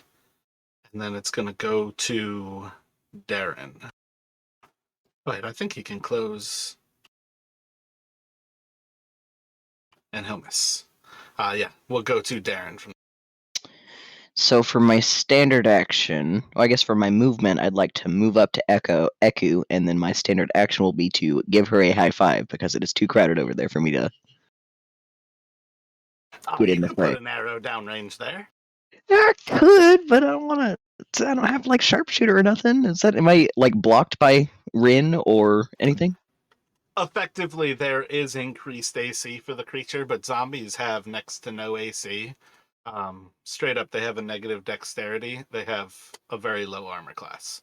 So even with a +5, they're still pretty easy to hit. And that's the highest before you just can't see something. That guy from like behind Rin or just like in front of Echo, you're probably looking at like maybe 12 to hit him kind of thing. Okay. Instead of that, then Darren's going to do a really sick combat roll and roll forward and draw his bow and shoot an arrow through the group. Could always also combat roll, push Darcy out of the way, and then take the shot because you know But she that wants that would kill. be. Yeah, but I wanted to high five Eku. You're sissy. I just wanted to high five Eku. And you know what? I'm sticking to my guns. I'm giving Eku a high five. Gotcha. So that's gonna go to Jarek. All right. Did Rin make Assuming, the plea to Jarek not to kill it? I was gonna say, like, has Ren made it known that she needs us to leave a couple of these things not quite dead? Rin I yells feel like dibs across the group. Rin probably totally talked about tying their shoelaces together. She All right, did. so Jarek is going to slam out with the magical hilt of his now broadsy axe. Try to knock this thing down. Yeah, you're also melee, so you always have the choice when you kill something to knock it unconscious. So you could straight up basically put everything into that creature and leave it unconscious for Rin, who's right behind you. Yeah, that's basically what I'm trying to do. Do you have anything Which, that you need to kill for your thing? no, he just got his, and he's got to do his in separate combats. Got And I got a It's dead on the first hit. You guys. So I'm gonna kind of like so step 9 on its. plus 5, 14. No, it does save. So I think, yeah, it's at 1 hit point still standing up. But I rolled. Oh wait, no, it has a +9, so it's technically not dead on the first hit. But I did roll 15 hit points, which is almost as low as it can get. All right, so with my bonus action, I'm going to slam at it with my non-magical short sword. Same idea. So that one will kill it. I already saved verse 9 hit points of damage, so it'll be at 1 hit point. Still mortally Okay, wounded. but still up. And that will be my turn. So could Taryn have put that one down unconscious rather than killed it? He That could I was have, working on? but me as the DM is not going to further assist people gaming my system. No, next time we'll encourage him to do that. But okay, understood. Thank you. What was And we it? should keep in mind too. We don't want. What was Yours is prepared. Like you just need to get a kill with it as the magical weapon. Yeah, I think that's the same. I need the same thing that Rin needs. Well, no, yours is a later one where you actually need to expend all your spell slots, though. I think that's your level 2 that you need that. But I got you. Technically speaking, sure. We could have left one with Taryn, but That's okay. Next time guys are we'll gaming the think to system ask. here. No, next time we'll think to ask. Got it. It's definitely not going to get you killed at some point. So I'm thinking that's I was kind of gonna say too. Like we can't throw the combat just to get our. That we shouldn't like No, it but can be very dangerous if like all of our spellcasters are out of spells. Just very Yeah, dangerous. Like, I'm not doing pick that. our places when we're doing that. Pick our spots. I'm afraid there might be like a boss somewhere in here. There's definitely not 80 grung inside of this place that you guys will have to fight by the end of this session. I hope there's a sleep first. We're very friendly. I just wanted to give Eku a high five. Can I kill that last zombie now? You can certainly try. Fireball. Hey, we're standing very close. I don't have a fireball. I have a firebolt. Sweet.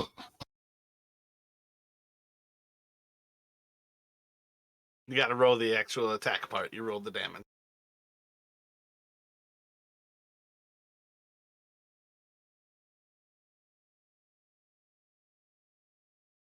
Solid. Did I kill the wounded zombie? Nope. Shut up. It's resistant to fire. With that 9, it has +5 to the 9, so it needs a 14 to stay alive. It's got a +3 con, and I just rolled a 21. The worst.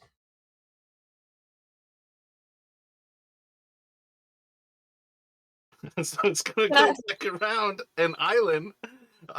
You can definitely, I don't think you actually made your weapons like magical yet, but you can spiritual weapon it and get that kill right now. Yeah, I think I'm going to do that, Ren. You going to be all right with that? Yeah, of course. We need to do this at a careful time. So I'm going to cast spiritual weapon into my new mace and take a swing with it. Who knows if I'll hit? It's not my strong suit.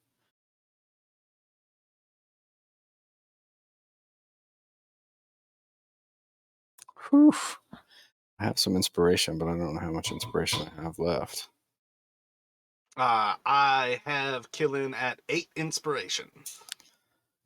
Yeah, I wasn't paying Or not killing, island. Paying attention to how much we need to hit these guys. How much do you want to sink in there to get that 1 point? None. I'm going to hang on to my inspiration. All right. One thing that I do remember about how I worded that mace, though, is you're not going to be able to cast the spiritual weapon into it again today. That's like your one chance for this day.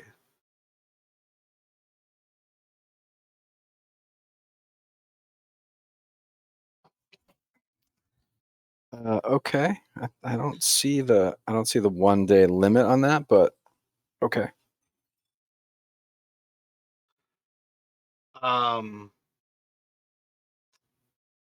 Once imbued with a spell, the mace can't be imbued again until the next dawn. Okay, so that's my shot for today. You want to sink any inspiration in that to make it work? Yeah, sure. Okay, we'll do the inspiration. How much are you doing? 6. 100%. You got that kill. All right, so I got 1. It's very expensive, but got it. Where am I writing that down? I would just throw it into your notes. Just on it's like one of the tabs for your character. But it's realistically up to you all where you're going to notice and keep track of them. All right, well, I can't steal any more kills from you, Ren, today, so we'll work on getting you set up. I'm going to, yeah, I'm good. I'm out of spells, and I got 1 trick. I got 1 move. Let me get a D20 from you here, Darren.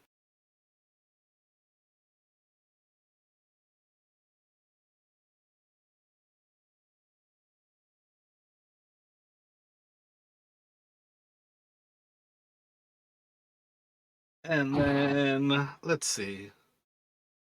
Let's have you roll a D6 as well for me, Darren. These complicated magic What does it all cards mean? totally change the game, don't they? Wow, I'm speeding this up because you guys aren't like actually searching through it so much as you just need to kill undead.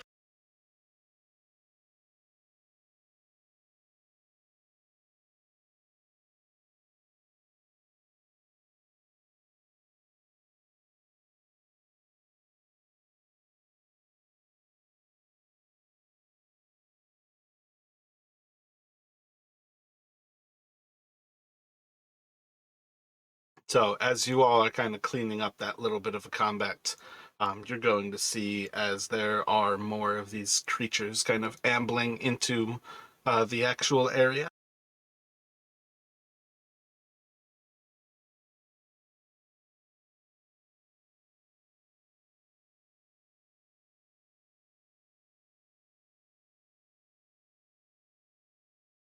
What do you all want Taryn to do? I think he's been throwing daggers at things. Does he have more daggers? So his weapon is actually these rings that he wears. They summon the daggers that he throws. And then he can summon them back to himself with a bonus action when he doesn't just gather them up. I think you should probably step to the side, hold an action, wait for Jarek to step up so you can get flanking. What do you think, Jarek?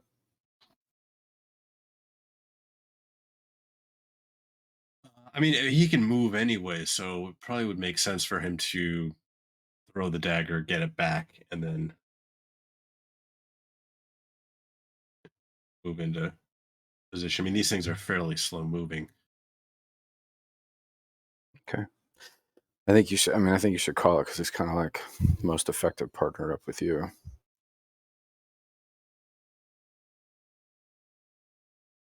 So he's tossing a dagger and just bringing it back to himself? Yeah. I think so, because then, yeah. I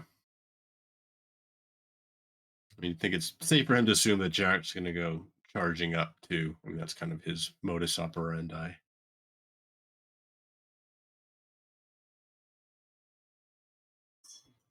Is Chris on the? Did he make it to the north? No, he never got a vacation. I mean, he got a vacation, but Yeah, trapped in the house is not really that vacation-y. It's too bad. He was right though about COVID getting crazy. That was good to hear that a couple weeks in advance.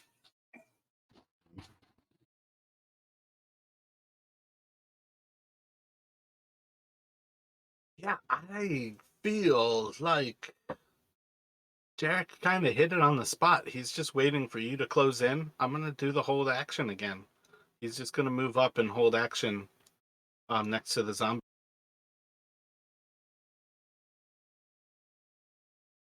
And part of that is me picking. You don't have to go to that same spot. So wherever you were planning to go, I do kind of still want you to go there. Technically, he goes before you anyways because his is last turn. But Darren, what would you like to do?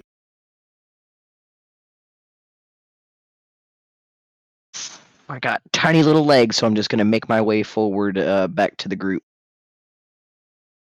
How do you do the distance arrow? It's a circle with a line that looks like a pointed at 1 o'clock. And then if you right click, you can put in little like waypoints where you change the angle. I prefer no snapping. Snap to center can make it pretty good to just measure the 5 feet. Anybody know how to do the little points on the Mac? Because it's not right click on the Mac. 2 fingers. Huh, I've never had any luck. I'm gonna try again. And for my standard action, I'd like to give Rin a high five. And then it's going to go to Jarek. For what? I didn't get a kill. Yeah, but we're doing it. Yeah, we're getting there. We'll get you that kill. I owe you one. We're doing it, But Harry. you tried.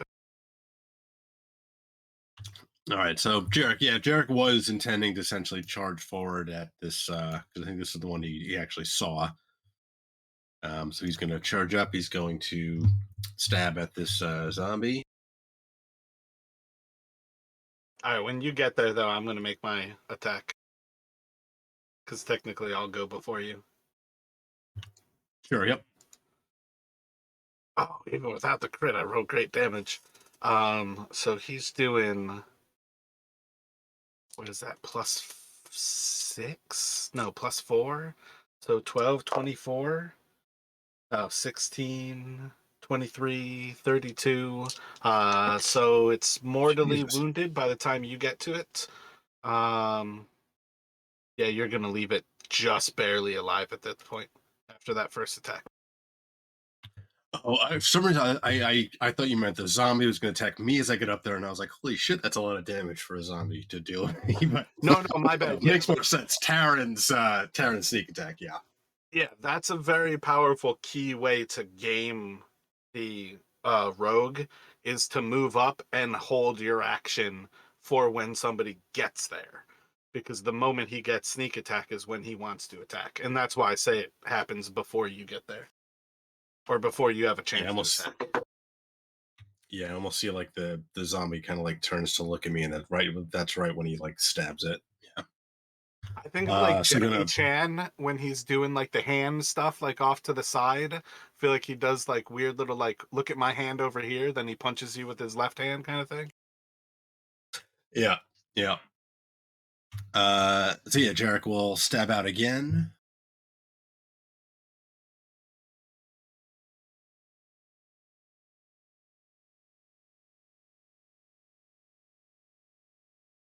And if it's still up with his bonus action, stab out with his regular. Let me actually do a save on that one. So 9, 16.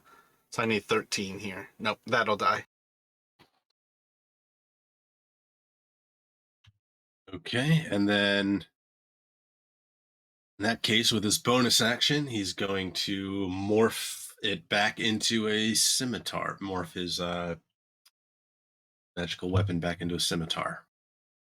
Gotcha. And otherwise, hold there.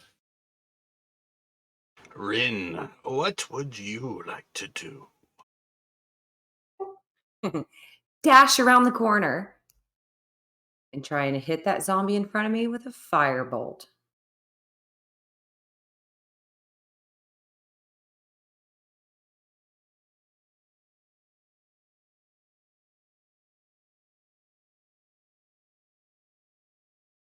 Definitely a solid hit on it for 16.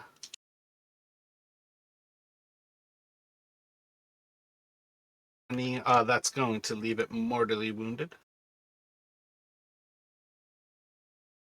Can I use the rest of my movement to run up and punch it?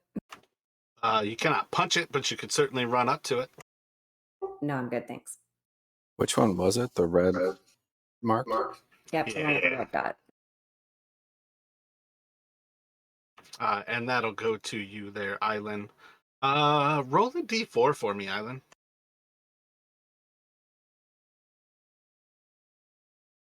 Gonna have 4 more turns of that being a magical weapon.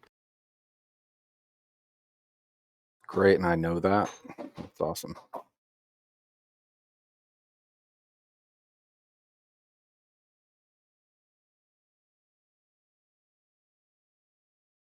I just want to run up and get in with these guys so I can fire a Sacred Flame to the west. Gotcha. Which one are you trying to hit once you kind of like see around that? I feel like you've got like clearest view on those two. The southern one? Yeah. 12 will fail. Let's see the damage.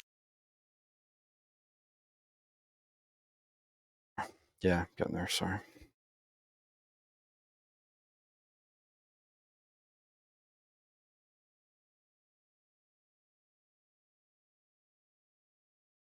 So that one's for you, Rin, down there to the south. Stay out of that. Excellent. Yes. Thanks for that. Excellent, like, yeah, stay the fuck on your own territory. Got it. Thank you. No, what? No, I'm just I stole your kill because I didn't think we could stand to let it be alive for another whole set of rounds, but didn't really want to. So I'm glad it's working out. It's okay. There seems to be a bunch kind of coming through here. And I thought I was a one-shot wonder, but it's going to take me like 2 shots every time it appears. Unless I go after you guys. With that 16 damage, I had to roll 5 on 3d8 to have it die to you, or 7 on 2d8. I've been rolling pretty low. The lowest I've rolled for one of their hit points was 15, so it could have been a kill. Okay. Maybe But the I next still one. think this is a learning experience for you, because this is one of those things like now is when you realistically want those sorcery points. Because if you could sling 2 fire bolts in the same turn, one time, that gives you, with that attack, a much higher chance of getting a kill than, like, I don't even remember why you were using the sorcery points like Oh, you last know time. exactly what happened. You were egging us on last time. She said something about using them, though, I feel like is what it was. Because I'll definitely fuck with somebody. If they say they want to do something, like, yeah, do it. Yeah, clearly. And But I only it have did save Jarek from losing another AC point because I think he failed one. You stopped time and he succeeded. So otherwise he'd be at AC 14 right now. All right, one of the creatures is going to move up to, and let's actually see, Taryn or Jarek. That'll be. It's going to move up to Jarek, swing out at you. 13 is a big ol' miss.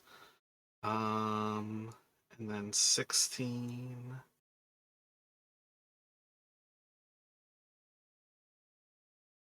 Going to move up into Taryn, strike out at him. That's going to be a hit. It's going to do 5 damage to Taryn.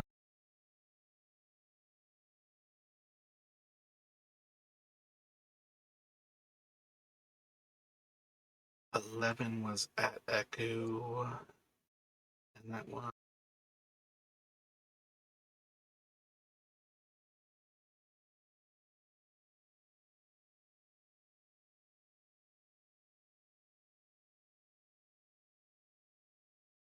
It's going to swipe out at Rin. I, what is it, disadvantage? No, I was going to say, can Jarek use his reaction to intersperse this noble sacrifice? You can definitely noble sacrifice. To take the hit. 6 damage, bludgeoning. Thanks, Jared. And is that the whole feat? Is just take the hit for somebody else, Effectively, yep. and it doesn't have to be on your turn. It's his reaction. Got it. Okay. So it specifically, realistically, is any time but your turn.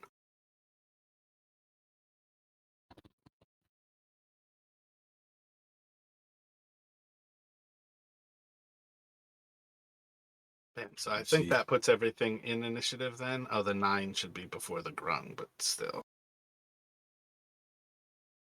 And you'll see Jarek looking a little winded after that zombie slam. So And then it's gonna be on Terran.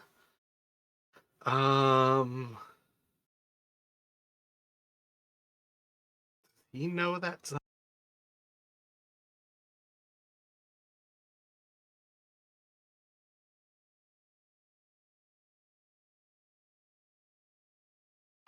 right. Terran's going to attack the one that is southwest of Jarek.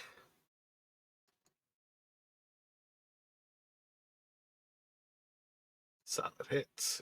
I mean, he's realistically like fishing for crits with these things AC. So 8, 19 damage. And it's got 28 hit points, so it will be mortally wounded. Yeah.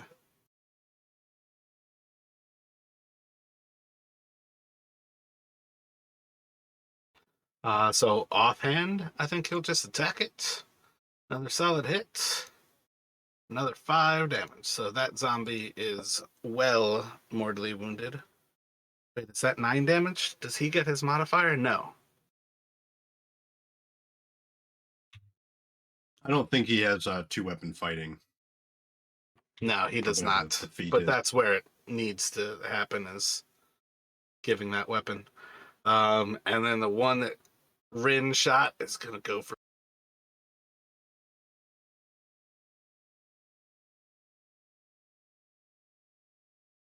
I don't know if there's a grid on this map or if it's like half off the grid, but it's going to swing out at Rin. 13. What's your AC at these days, Rin? You're at a 15 with your mage armor?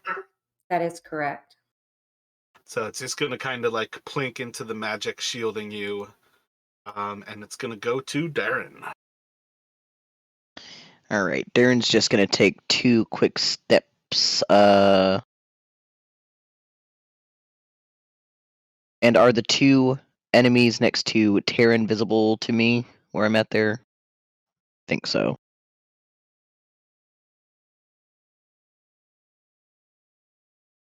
Yeah, from where you're at, I think you've got a shot certainly on the one that is mortally wounded south of him. I think you've got a view of the other one as well. Dibs on mortally wounded. Well, you can't dibs them all, so I'm. I didn't dib them all. That's the only one. Just the red one, right? Just the one that I hit. Mortally wounded are the markers that you all have. Oh wait, my bad. Yeah, I wasn't even looking at the one. Like you can 100% see the 2 that are on Rin. One of them definitely looks like burnt up and singed. The other one looks pretty healthy.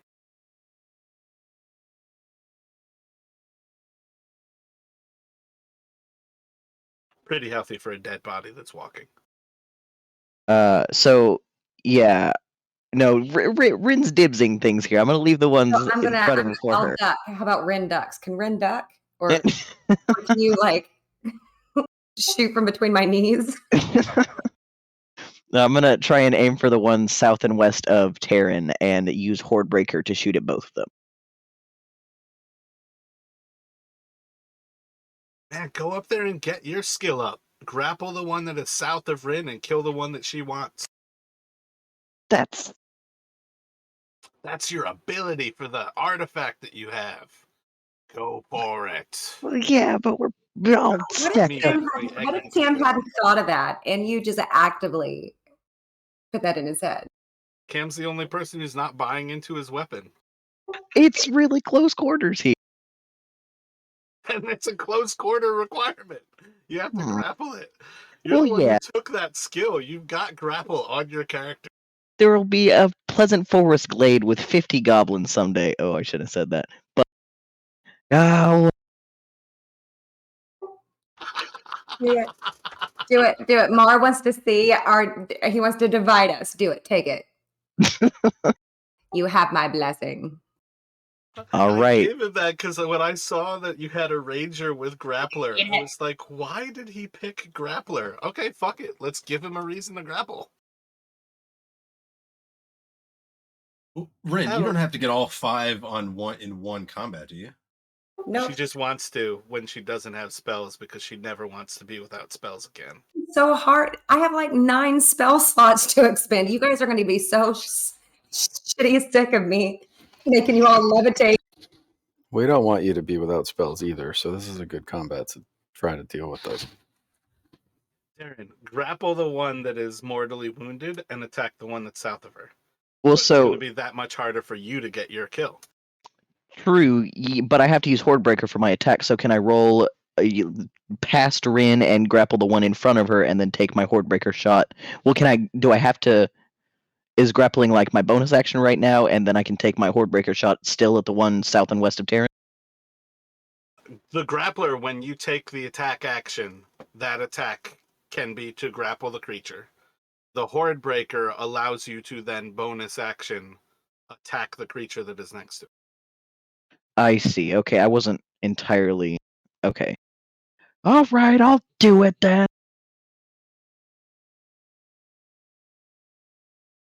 Grappling the mortally wounded one, getting both of them.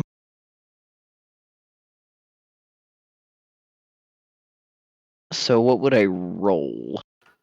Strength athletics.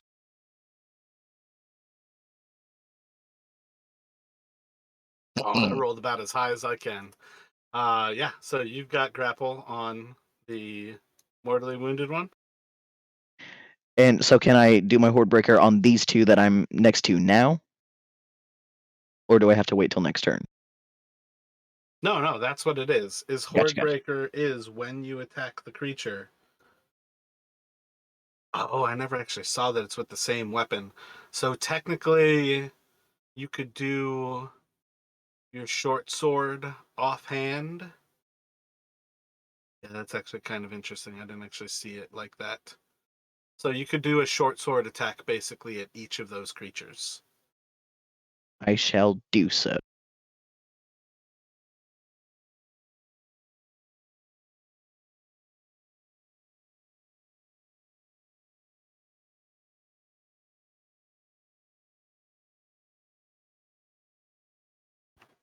All right, so yeah, I think regardless, you're gonna kill that one. Oh wait, 6 damage, so 11, and it's +3, so I need an 8. Nope, it's gonna stay alive at 1 hit point.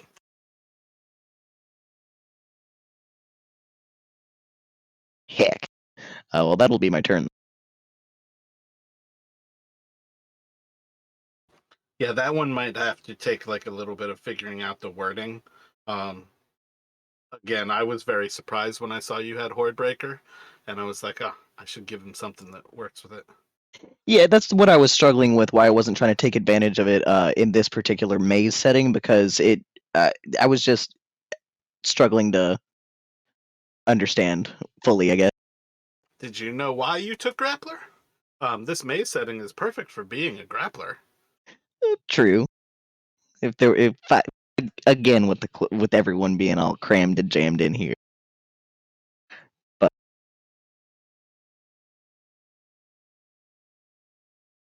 Zombies are crawling over each other, trying to attack you all, and it's going to go to Jarek. Right. Jarek's going to slash out at the mortally wounded one south of Terran.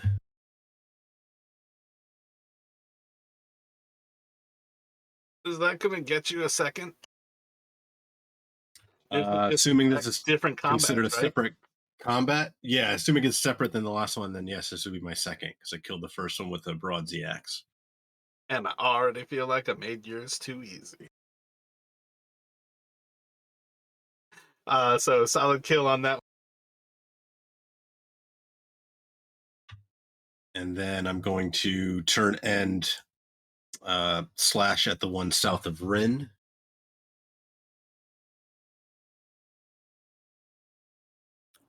Oof.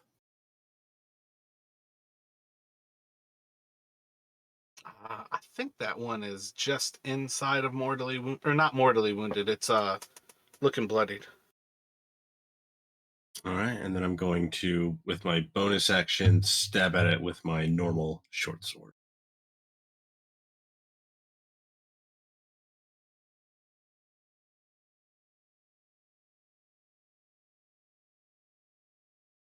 And that will take it to mortal. And that's all I got. standing and stabbing and slashing at these zombies circling around us. So, Rin, you've got 2 mortally wounded zombies to the south and to the southeast of you. You are in combat currently, but what would you like to do? Well, after much consideration, I'd like to cast Firebolt. Right now, you are at disadvantage to cast Why? because you're in combat. You want to step away from them?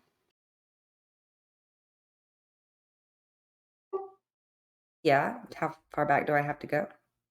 5 feet, but they're each going to attack you. Attack of opportunity. But wait, so I can't move and cast my spell. I move and I get attacked. You move and you get attacked while you are casting your spell.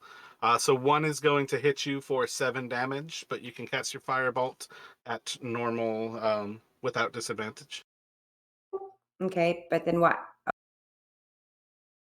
Which one are you casting? What do you mean, which one?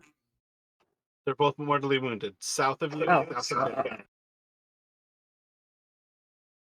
The one south of me, or the one Gotcha. south. Yeah, I'll do the one actually south of Darren, please.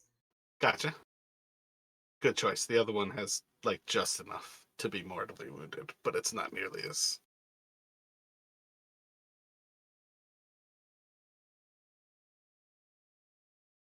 Still would have hit even if you stayed in combat with disadvantage. But that will kill it. And let's see, it needs a 13, so I need a 10. With not a D10. It's going to be alive with 1 hit point. You.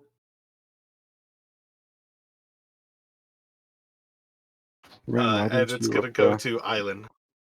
Ren, why didn't you kill it with your weapon? Because I want it with my cantrip. If we can get it back around to it, it doesn't. Get you the thing is with your cantrip. Yes, I'm sorry. It's a cantrip kill without a weapon. Gotcha. All right, I'm gonna attack the one that you didn't just make mortally wounded. That's perfectly fine. Is that all right? Yeah, please kill at your leisure. Okay, I'm gonna. Because I might get one wounded one later, like in the way that turns go. Maybe you guys will have a wounded one down there at some point. So I don't think it. Yeah. You don't want these 2 on you, do you? I don't. So I'm gonna take care of one of them.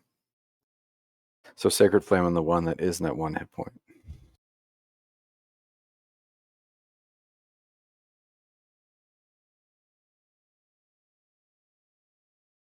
And I'm going to cast with my bonus action, along with my cantrip, a Cure Wounds. Sorry, a Healing Word on Jarek.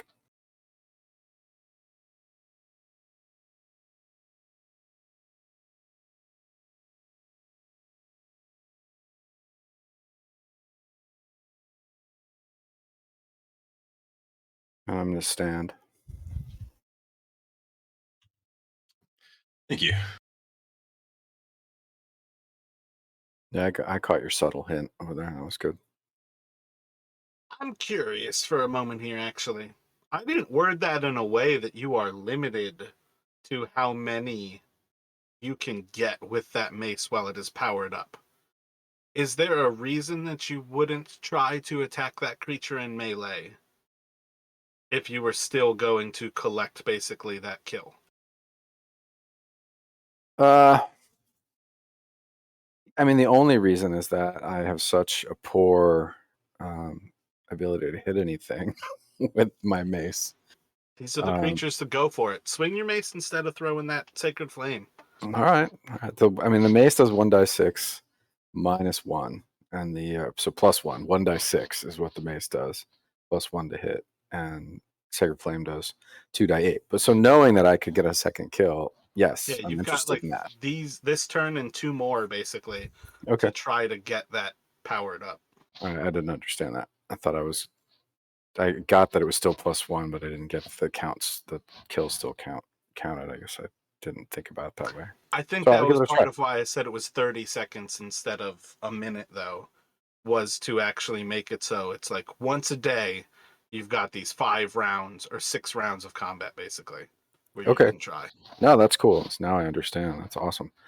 So yeah, I'll do that. I'm gonna attack that one that's nearest me. I don't have to move. So that is a hit. Roll the damage. All right, significantly less damage, but That's all right. I gave it a try. Maybe I'll get another try. But anyway, still, the most important thing was the bonus action healing spell on second level. And Jarek looks much better afterwards. Kind of getting a second win back. So the zombie southwest of Terran is still going to swing out to him. I think a 16 hits Terran. Yeah, he's at 15. Oh, I need to check because I feel like my numbers are off. Yeah, he's at 15. Dealing D6 plus 1 for 7 more. And then I think that's going to go to Island. Oh, wait, no. That's going to 16, then Echo, and then another zombie.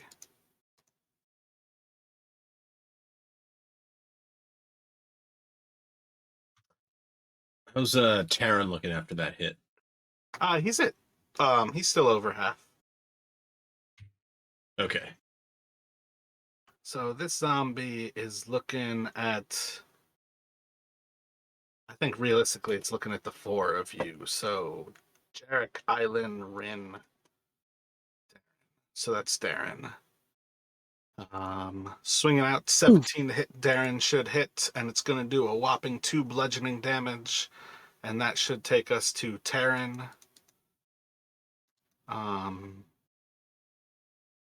Let's see. Oh man, I just want to do sweet stuff with a rogue while I'm playing him. What do you guys want? Taryn to do here? Jaren's looking to the west, if that helps. Yeah, but I don't want to hold his action. Like, I could move over with Taryn and basically kill those 2 that you guys are saving. But it's like in that weird status. I feel Chris would like never do that. Taryn. Yeah, I know. But that's what I mean. Like, I want to do sweet rogue shit while I have a rogue.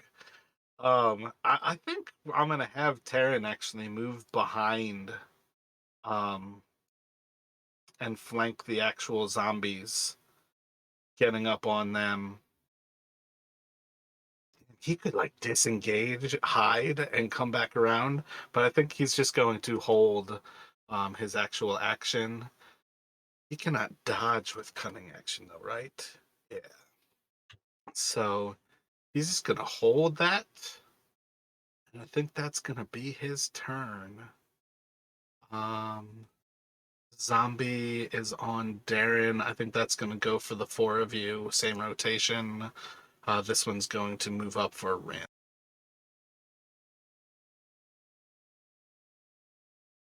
13 misses Rin with a 15 AC, and that will take it to Darren. Well, so that was the guy that I technically had grappled. So how does that figure? Oh yeah, into that's that? right. He's got no, so that attack would be on you. So 13 AC on you is a miss. Okay. So can I use my short sword and horde breaker again and see if I can knock out both of these guys and get one of those points? Yeah, which one are you attacking with the main attack? Because I feel like yours is worded so the horde breaker needs to be the kill.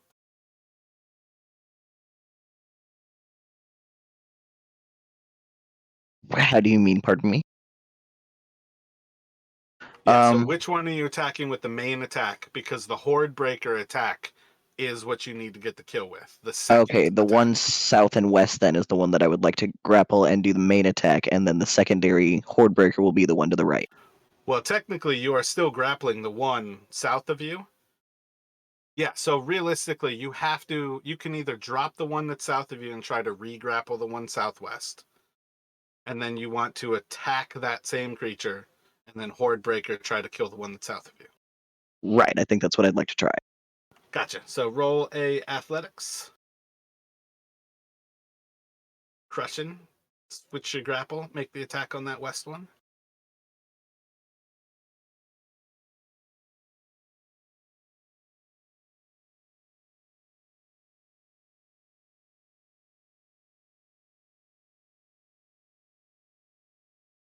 Alright, so I need a 9 on the... No, wait, that one's not going to die. I need a 10-7 with this. Ah, meets beats. It stays alive. Err.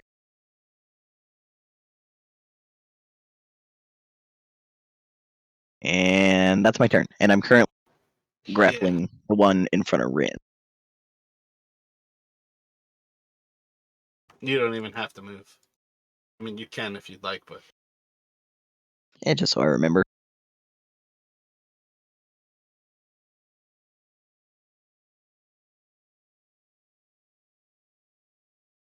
Alright, so I got 2 zombies in a row that I flanked with Chris. They are going to swing on him. First miss. Second one's going to crit. Doing a massive 5 more damage to him.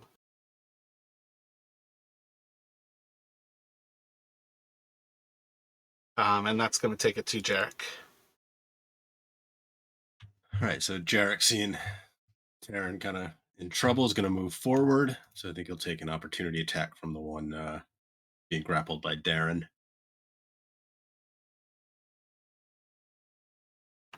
Yeah. It will crit you. It's going to do 8 bludgeoning. And then Taryn is doing 10, 19. Oh, he's going to leave the one kind of like northeast of Taryn in the mortal wounded kind of criteria. Yeah, Jarek's going to follow up, try to finish that one off.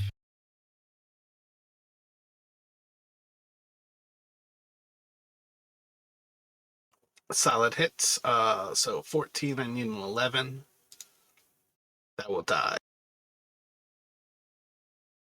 And then moving forward over its corpse, he's going to stab at the one to above Taryn. It should be on back now. If you move over it, you can... Yep. Okay, thanks. You already had your second, though, right? So yours is just specific combat, yeah. Yep. Hits. 9 more. And then with the short sword as a bonus. That one is mortally. Actually,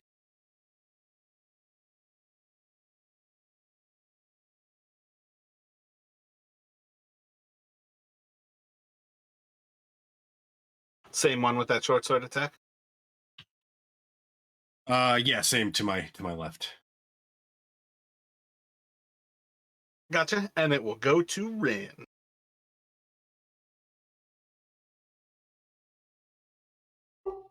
Are you guys ready for this? Do it. Dun, dun, dun, dun, dun, dun, dun. Firebolt. Oh, the way you're stoked to have Firebolt, you need to create a Warlock at some point and get real intimate with the shit, what's their spell? Eldritch Blast. Yeah, Eldritch Blast. Well, if I if I would have planned my Which one are you attacking, Ren? the one that is southeast of Dern. Gotcha. Roll your attack. I don't think I can save against the 20. Well, good. He had 1 hit point. I hope my 20 fucking hit him.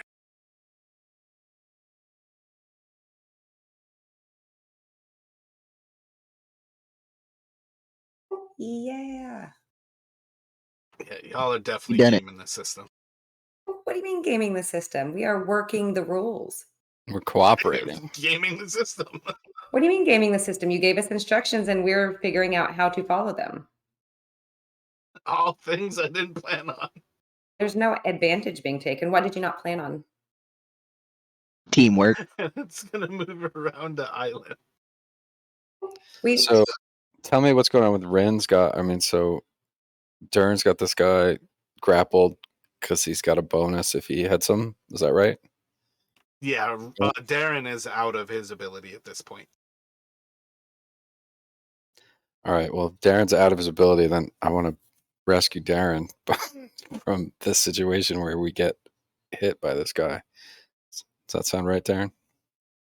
I'm good with that. Yeah. Swingron, oh yes, sir. This is the time to shine where that -1 only happens on the 1. I'm gonna swing my mace. Solid hits. So 10, I need a 7. It is still standing. Okay, and then I'm gonna cast a bonus Ooh, does it action. say anything about magical damage? Yeah, why are they saving on like no matter how much damage they take?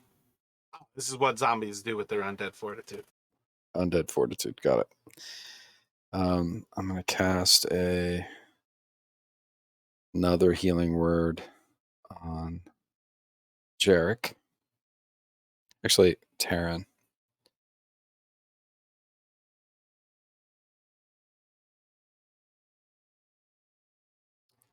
Because I think Taryn might be in worse shape. Yeah, with that last hit, Terran was looking bloodied, but he's not all that bad. So you put that on a sheet for him? Yep. Thanks. And then I'm gonna stay there because I don't want an attack of opportunity. I think I'm gonna maybe just move up 1 to there. And that's my turn.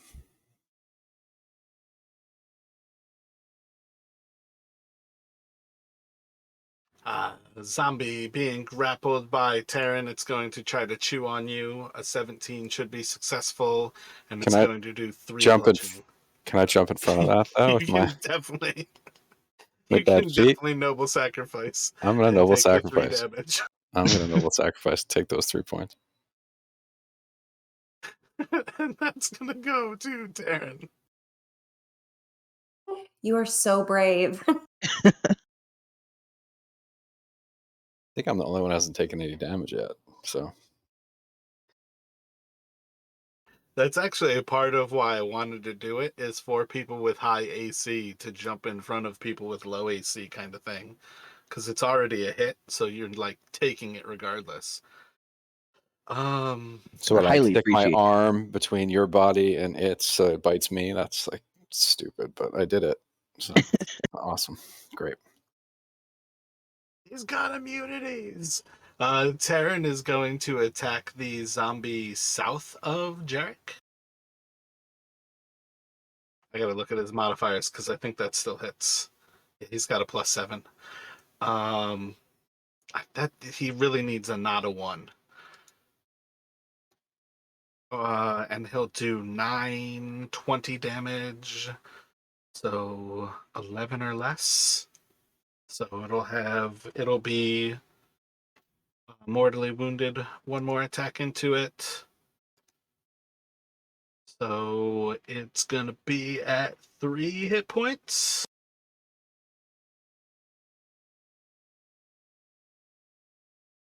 So you got another 2 that are mortally wounded. To the south of you, Darren, you could. My bad. There's 1 creature in between you. No, it's dead. So Darren, you could move past Island, taking an attack of opportunity. Move next to Jarek, and I feel like you could grapple 1. I don't know if there's a way with how that combat is right now because they're in corners. I'm not sure if you could actually do it.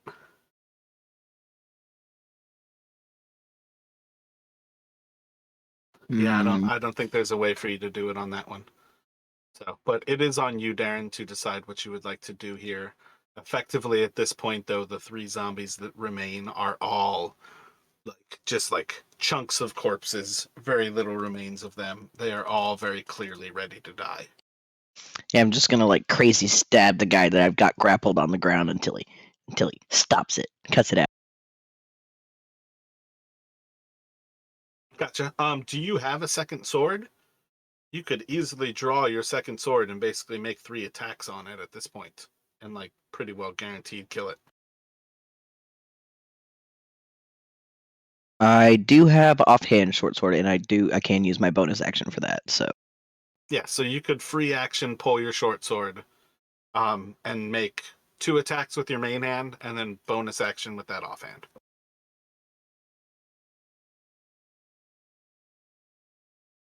All right, hold up. Sorry. This is where melee people have to recognize, like, you still kind of want to do one at a time. So the first one is a 9, so I need a 6. It is going to die to the first attack. haha.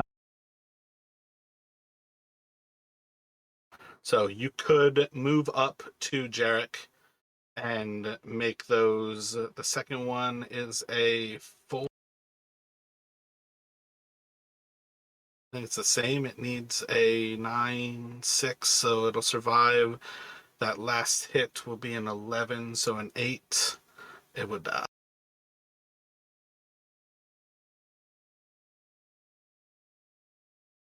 Oh, and you can Horde Breaker attack the other one if you moved up there, which I think you should.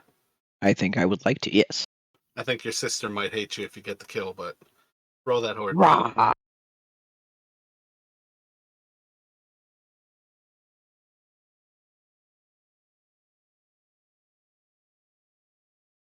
So 12, 9. So it'll stay alive. Angriest, slashingest, tumblingest little ranger gnome you've ever seen. Darren, I'm proud of you no matter what you kill. Last zombie's going to attack Terran. It will hit, doing a massive 2 bludgeoning, and that's going to take it to Jarek. Oh, I guess also technically, really gaming the system at this point, you guys could have knocked these creatures unconscious and left unconscious zombies for Rin, but I'm not going to say that there won't be 75 undead beholders if you guys do that. Yeah, So we're not thinking, supposed to. realistically. Well, realistically, our characters probably wouldn't risk leaving these undead things. Exactly. Zombies are Not yet. unconscious. Zombies wouldn't be knocked unconscious. Are zombies knocked unconscious? That's part of where I say, like, technically the rules don't have anything against them doing it, but at the same time, that's a pretty absurd proposition to imagine that you guys would get to that level.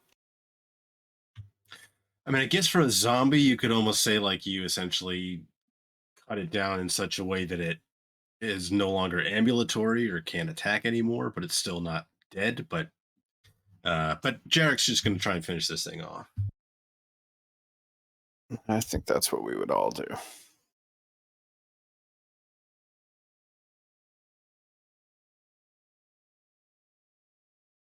With that zombie will die as well. I feel like I've been rolling really high with my attacks like all game. Right? Throw some 8 AC creatures at you all, and you guys are rolling over 20s. Is it 8 AC? That's good to know. How much did They I are spend on indeed. my... So when you chose 6, you chose really high. I did. I was thinking 14 was like a safe number. Couldn't remember. So I got to roll, but I want to make sure I heal everybody up before I'm not here. So I'm going to take a... like Jarek and Taryn, how you guys doing? I am at exactly half, so I'm technically bloodied. But I also, Island, Jarek bought a couple healer's kits as well, so we have some more of those. And also, Taryn has a healer's kit from Nanny Poo Poo. So you guys actually have some pretty solid healing stored up at present. Taryn's looking fine hit points wise. He's got blood dried on him, but overall, like, he's still over half as well. As far as things go, if you're ready to just step away, I feel like you're good to just step away for Island and be good on that level. All right. Well, I'll catch up with everybody next week. Sorry, I got to run. It's all right. It was good gaming. Yeah, it's good that everybody's still here. Sorry, I've been away for a while. See you next week. That was Have nice. a good one. Good luck with the ice storms and hopefully nothing catastrophic happening. Yeah. Definitely had like gigantic bad stuff happen to my house when I lived in Ohio with ice storms. So, good luck. Cheers. Thanks a lot. Yeah, exploding Yeah, trees. take it right? easy, Larry. Later, guys. Bye. Yeah. Oh, we got an ice storm in South Carolina one year, and it took out so many trees because none of them had, like, I don't know, ever really experienced it. So, like, entire forests, like, fell over from all the weight. We had terrible ice storms in Texas last year where all these people, old people and kids died in their houses because Texas can't manage their power grid. Sorry, I shouldn't have said that because I do remember that. Like I'm like talking it's about, the like, anniversary of that. it, like, affected my disc golf life, and I was like, oh man, trees fell over. That sounds devastating. I was like taking my ex's little kid out. We like made sleds with all kinds of things and we're playing in the snow. They closed down for a week because it got cold. They like closed down the local government. I'm like, it's just cold. There's hardly any snow on the ground. Like, no, we can't drive on this. This is dangerous. Yeah, we close down when it snows because it really does break everything. Well, I was it was a funny moment to recognize that South Carolina has like all of two snow plows in like the whole state. Yeah, when I was down in like going to school in Nashville, like if they got an inch or two, whole city shut down. It's like they'd never seen snow before. Granted, they don't get snow all that often, but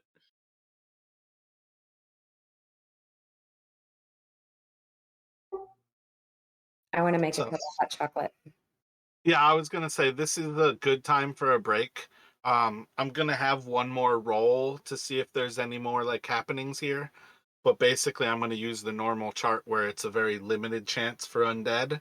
And we'll kind of like move on to the actual story behind this place a little bit more from there. But let's take a break, come back at like 6:15, like 15 after. And again, if everybody's back before, we'll hop in a little bit sooner. Word. okie sounds dokie. good.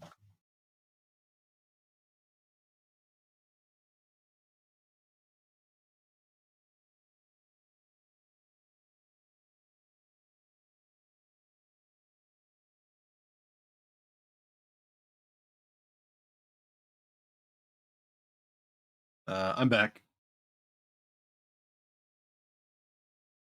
I'm back.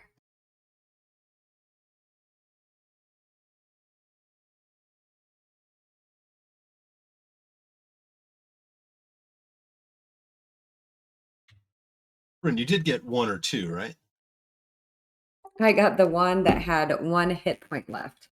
That was it was hanging on by a thread, and I smashed it with a firebolt. But yeah, I got one. I'm surprised I got two so quickly, to be honest. I need to redo my cantrips, that's for sure.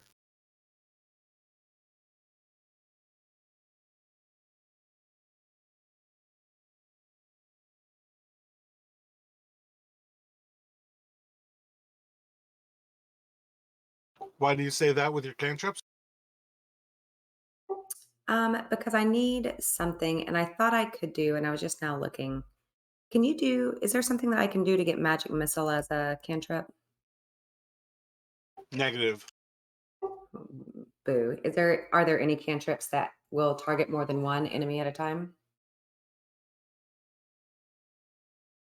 Eldritch Blast, but you can't really get that without a feat. Oh, that'd be giving up my meta magic.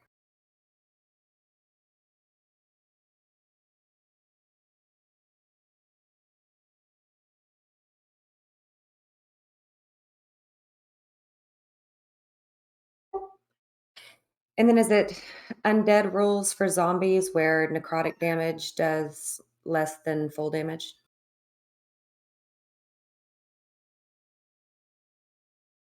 There's no reason for you to know that. Hmm.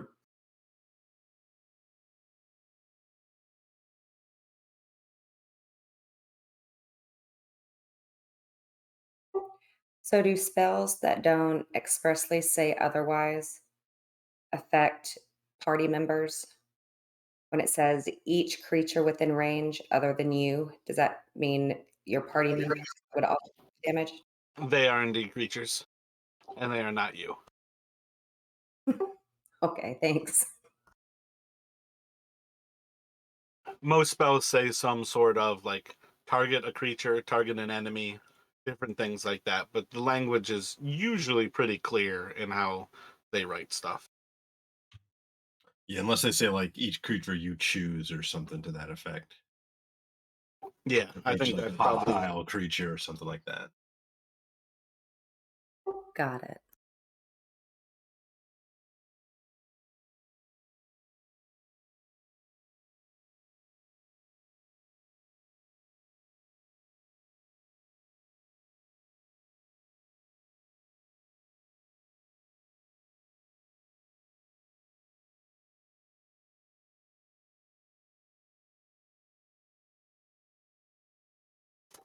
I think with the two of you back, though, let me have one of you roll a d20.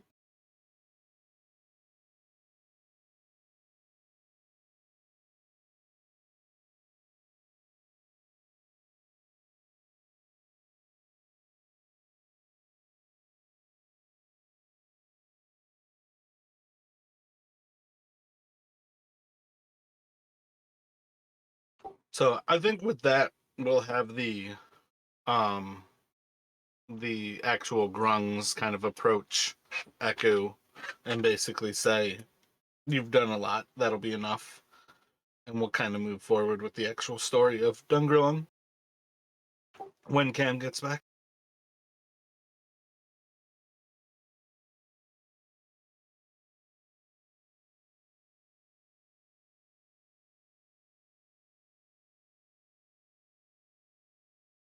Hello again. Hello.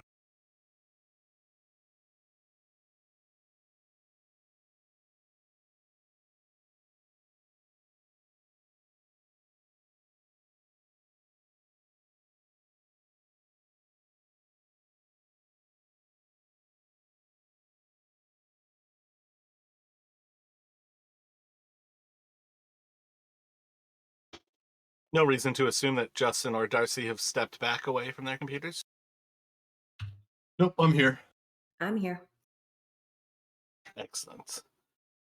So while you were away, Cam, I still had them kind of roll, but effectively what we are going to pick up with here is the grungs kind of calling out that that should be sufficient. You all have done a lot to mitigate the undead threat. Um, with the maze reforming again, because I definitely forgot to check for the last few times. Taryn's gonna kind of like chuckle a little bit, noticing that you all are back at the exit to the outside of Dungrunglung.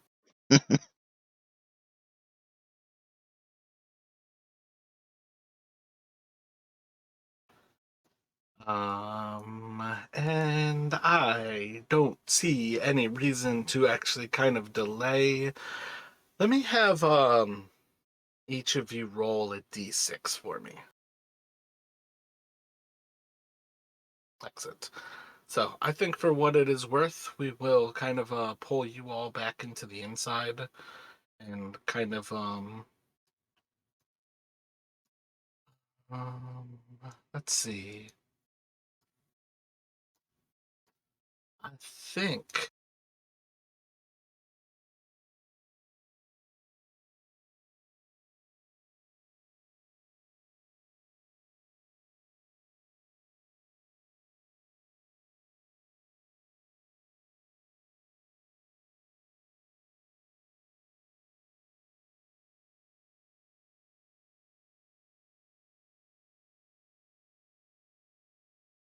where's Darren? Is Darren below a zombie? I think so. Near the end there, I was right where Jarek is. I might be underneath one of those zombies nearby.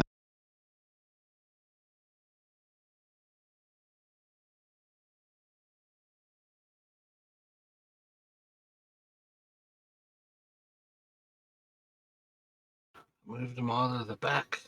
Maybe you're under one of the characters at Underturn. Found it.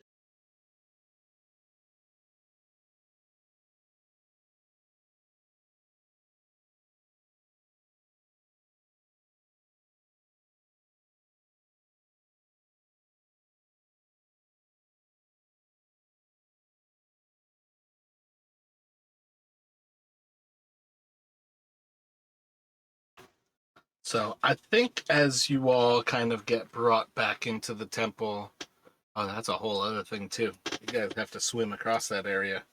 They're all frog folk. It's nothing to them. You're going to have a red-skinned grung. Yeah, I should keep you all off there. Let's go.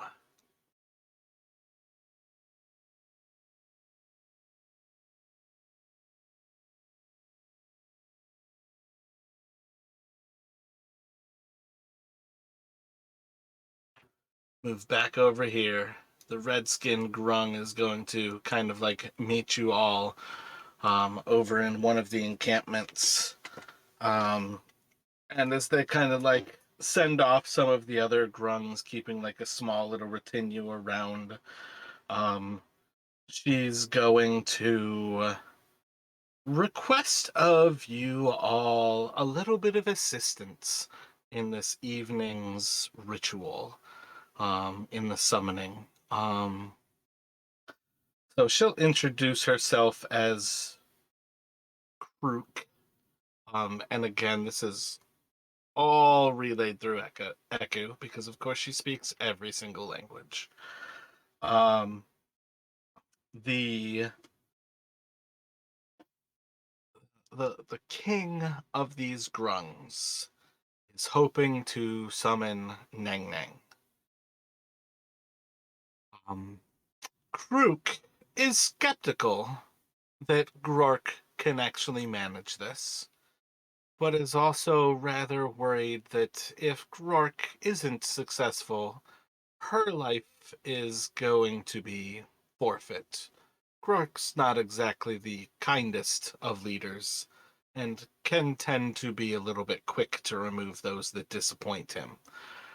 So she's a little bit worried about herself. You can see, like, if she comes out with, like,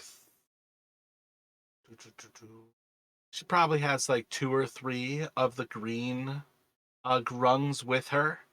That you can see they all kind of agree and have like this same kind of like nodding, and we definitely agree with what she's saying, kind of feel to them.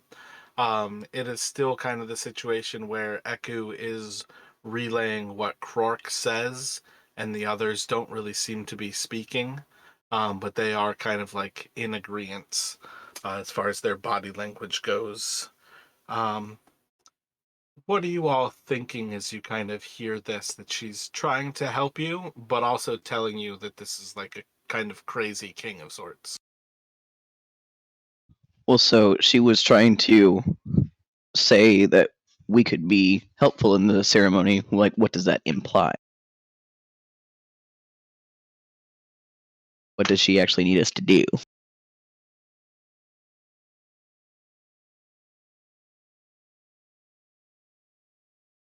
So you're at least open to the idea and asking for more information? Is everybody in that kind of same boat there?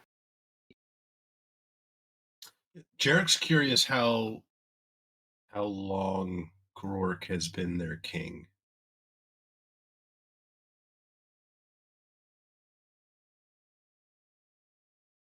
I guess he's like, how did he become king?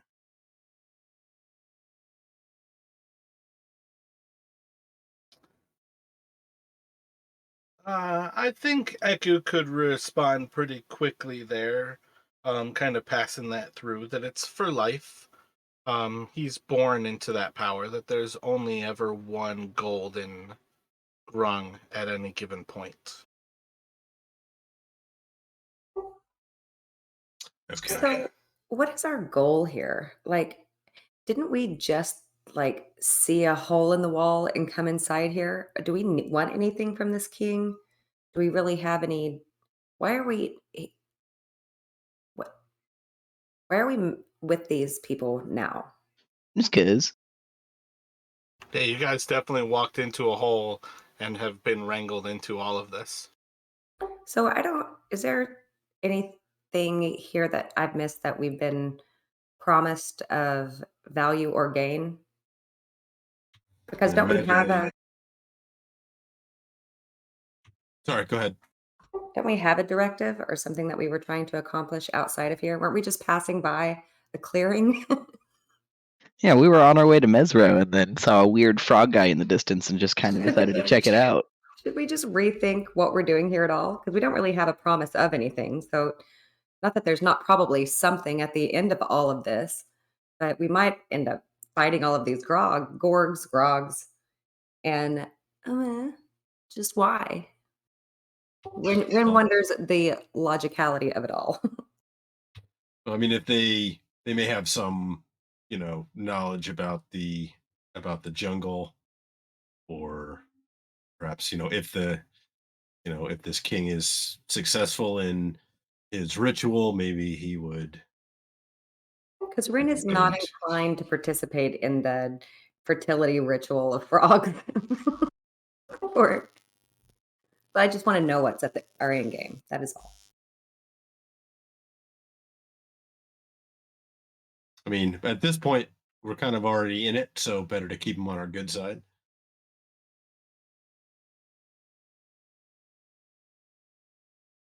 Maybe he's an angry king to his subjects, but we kind of just ran in and helped take care of part of a problem that he's been dealing with, so we ought to be in decent favor as it stands. Mm. Rin is skeptical and um, begrudgingly willing to participate. Darren wants to see a cool god.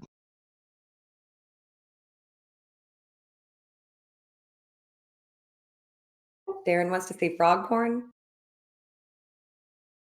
Well, maybe not like that's not what he's like here for, but like, chance to see a god is chance to see a god.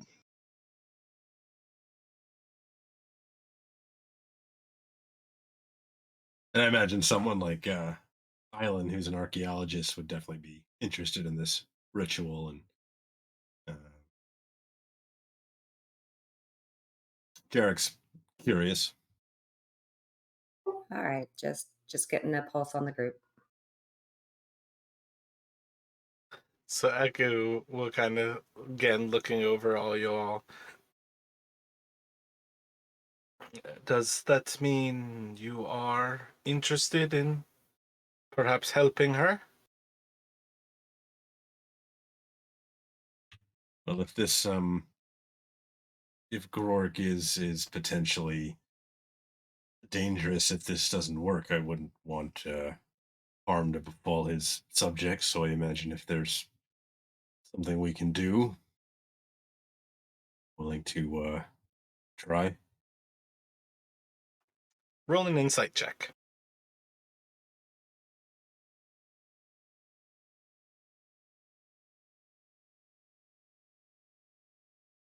You are definitely aware that you're entering into a conspiracy that could certainly be against the king at this point.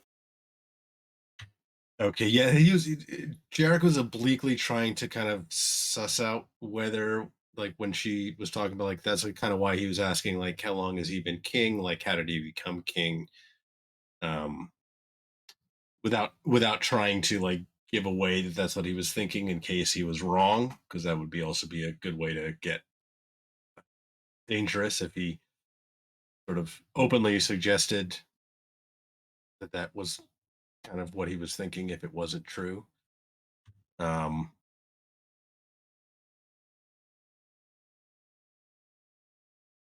So Clark and Eku are going to kind of continue as Eku is going to pass on that you all are effectively agreeing to help. Does that sound correct at this point? Or are you all listening to Rin and you are trying to get out of here?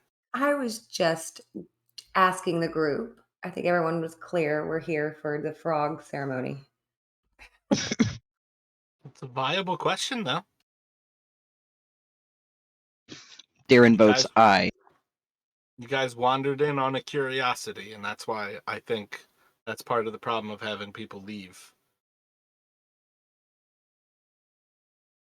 I think Jarek would, now that he's getting a better sense of maybe the ideas that perhaps there's the idea that overthrow kind of a at the best inept or at the worst kind of tyrannical leader, that he would be more willing actually to help, given his background and everything, and his kind of thought process, would be more willing to help the truck Rook.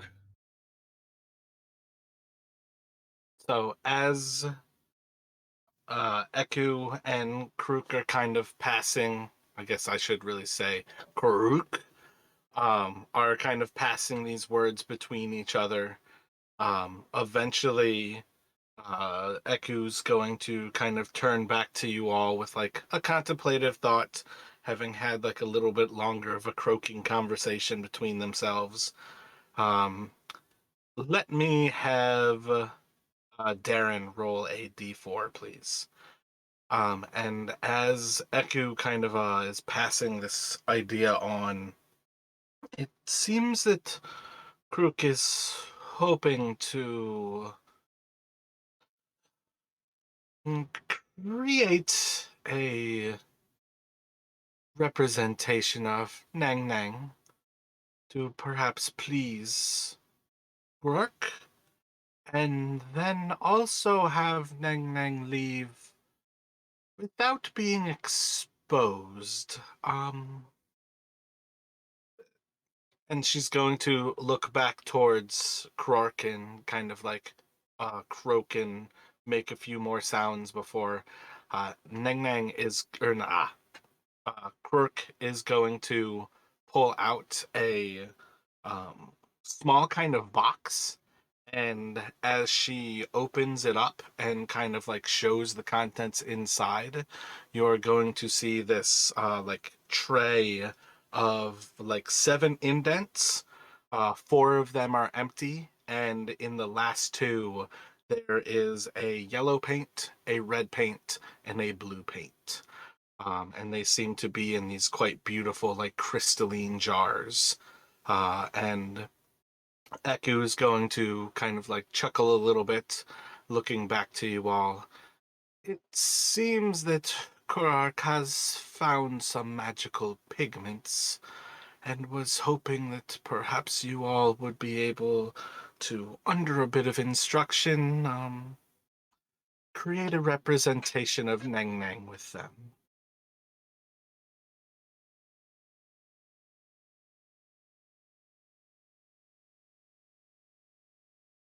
Darren can draw a mean stick figure, but that's as far as his artistic abilities go.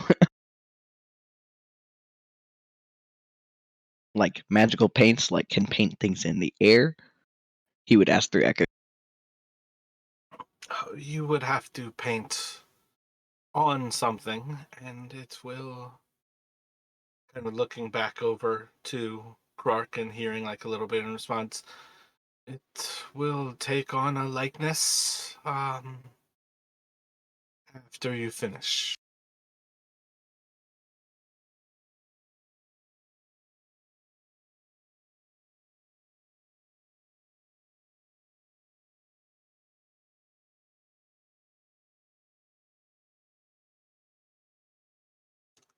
And then Clark's going to kind of make a few more sounds towards Eku, and Eku kind of looks over as Clark is going to take a ring from like the first knuckle of her finger and kind of pulls it off of her finger, and places it inside of the case, and kind of like does the motion like towards you, and then is going to place the ring back on her finger, like taking it back out and place the ring on her finger.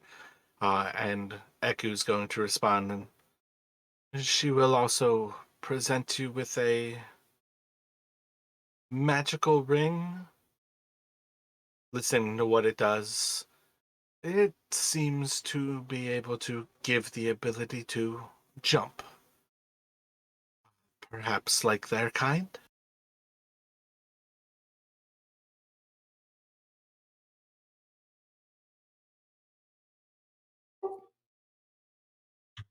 That could be useful. How precise would this drawing or representation need to be? I'm not much of an artist myself.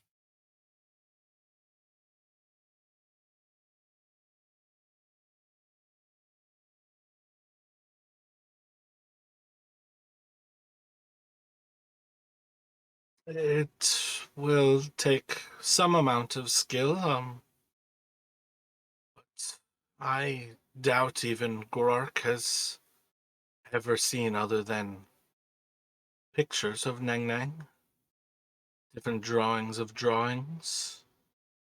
Many of the trickster gods have been outside of Chult for many generations. Ah, so there is room for interpretation.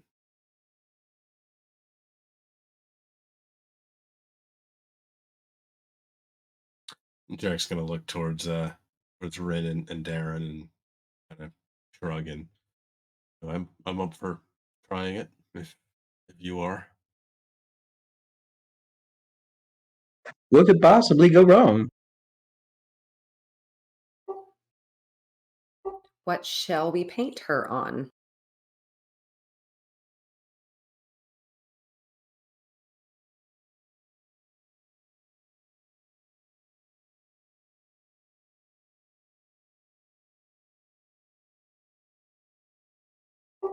Can Eku ask the grungs what on what to paint?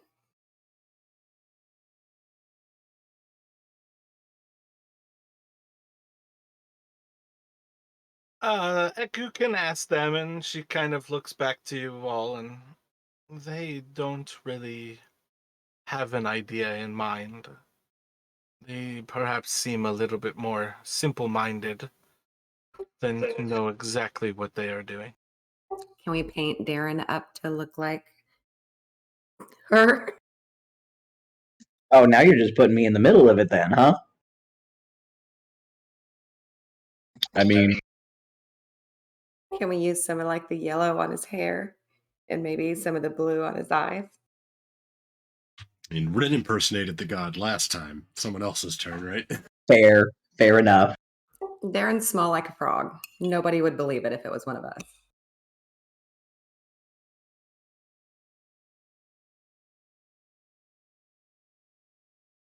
And what does this ring of jumping do?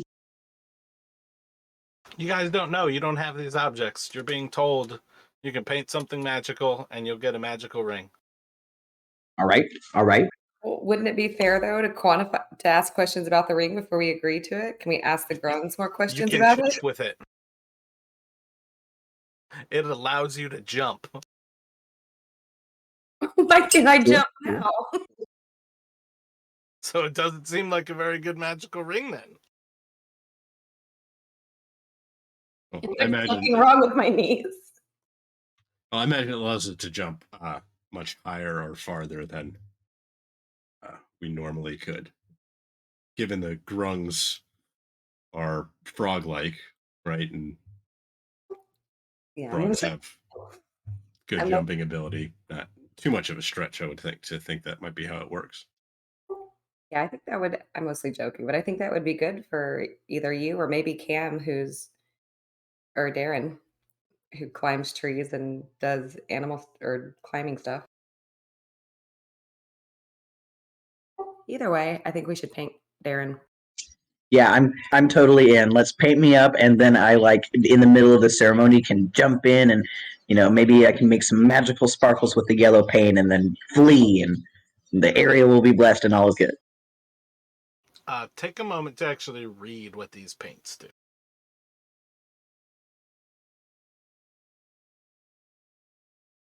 Because Echo will be able to describe this to you. That you can create actual objects with this paint.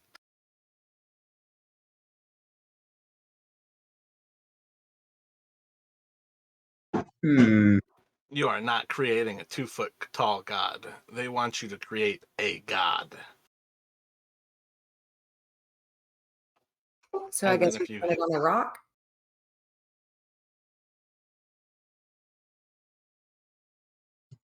Is it a temporary kind of paint? Like, can we create the image and then it just disappears magically? Do you have magic to make it disappear? Sure don't. Fresh out a magic spell.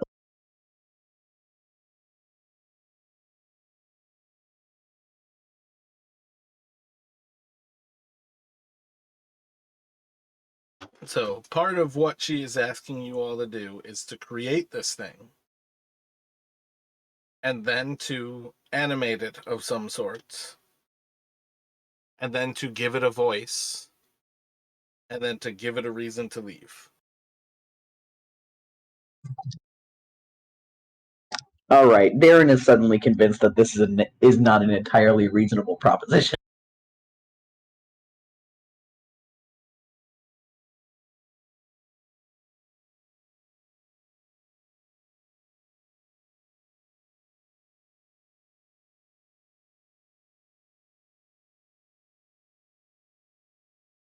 So can we, because we need a surface on which to paint, can we paint her onto one of these trees? I still think you are thinking too small.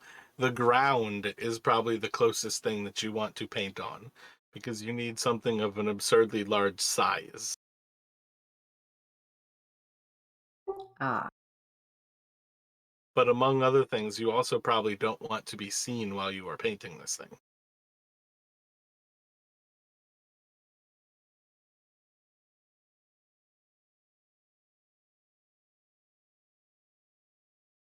How the heck are we going to animate it?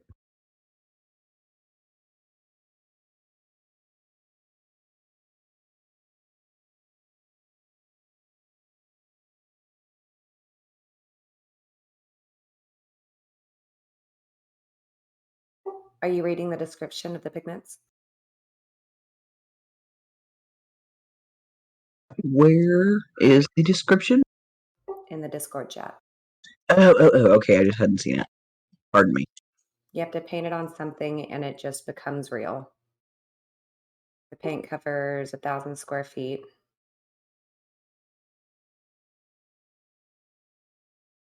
And apparently she's really big. Where do we get her likeness from?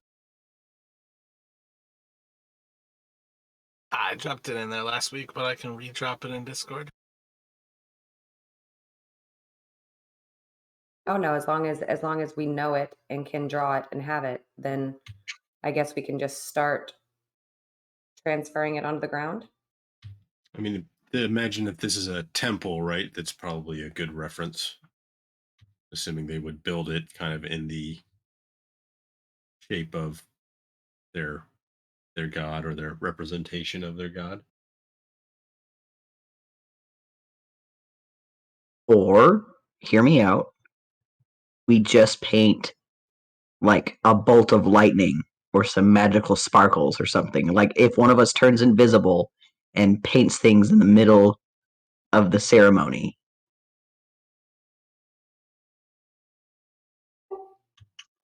Unless somebody else can turn invisible, I cannot do that by the time of the ceremony.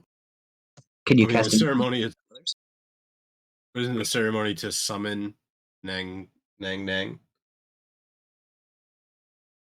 It is indeed. And what Krook is hoping that you can do is that while they're doing the ceremony, you all can create this so the ceremony can be quote unquote successful.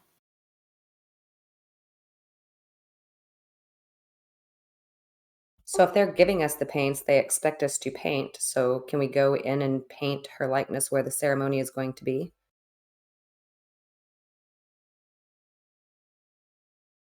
No, like they're hoping you all can create it. She needs outsiders because like all of the grungs are going to be at the ceremony and they want you to create it so the ceremony is successful.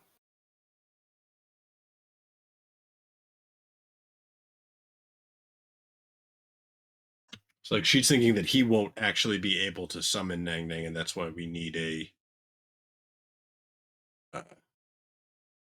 representation of kind of an artificial one. Ah,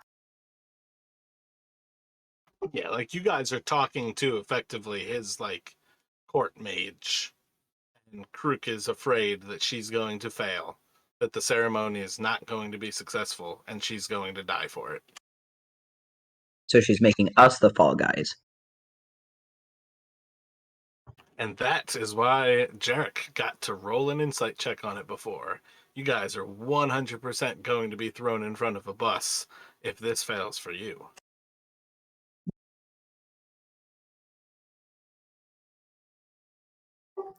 Rin would roll her eyes upon this realization.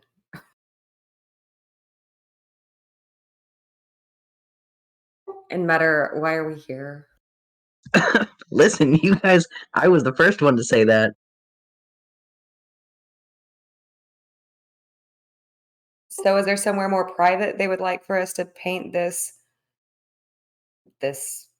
fake thing?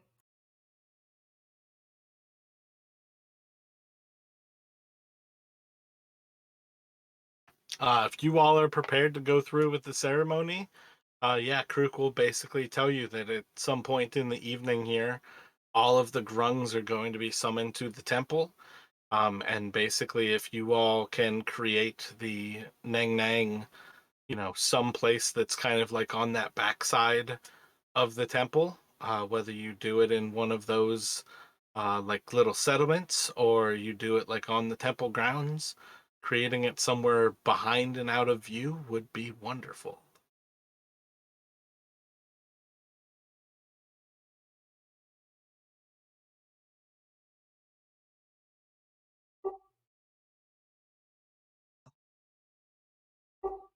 So All right. frog legs.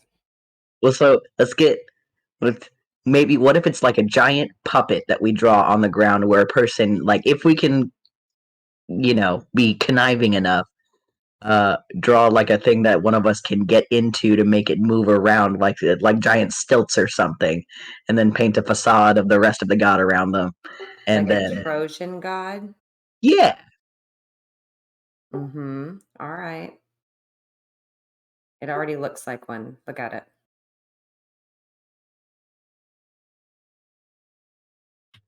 We'll also probably need, if it's going to speak, it would need to be able to speak in their language, right? Darren looks to Eku pointedly. You wanna dress up a little bit, Eku? You wanna impersonate a trickster god?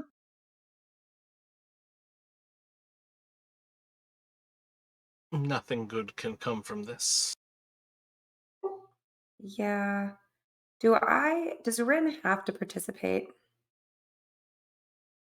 Because I feel like my prime directive wouldn't want me to interfere with the other people, with the society. He's dropping spoilers now.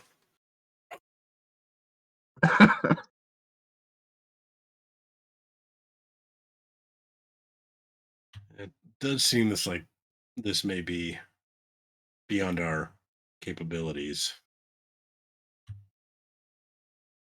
Should we politely decline the court mage's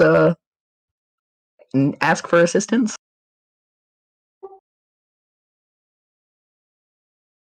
I'm pretty sure that Mara, not the game, is going to turn hostile on us. It's going to turn around at this point. Yeah, so here we go. It's definitely a choice. We got three options. We either go through with it and it's gonna be silly, or option two. Somebody gets frog legs. Option two, we book it out of here and turn them all against us anyway. Option three, we try and at least apologize and say, "You crazy? We can't do this," and then see if we can politely decline. But Eku's right. There's no good that can come of this.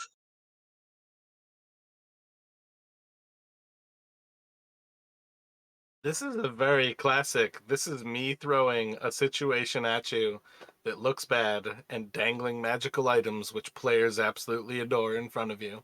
That's all this is. It is purely a mindfuckery. So It's a make ring your of. decision. There's not even like a spell tome at stake here. Oh, a shield guardian is way better than what you guys got for that shit. that thing is overpowered as fuck, and you have Eku with you. Goddamn shield guardians are like CR 15 creatures. It's absurd that they put that in this campaign.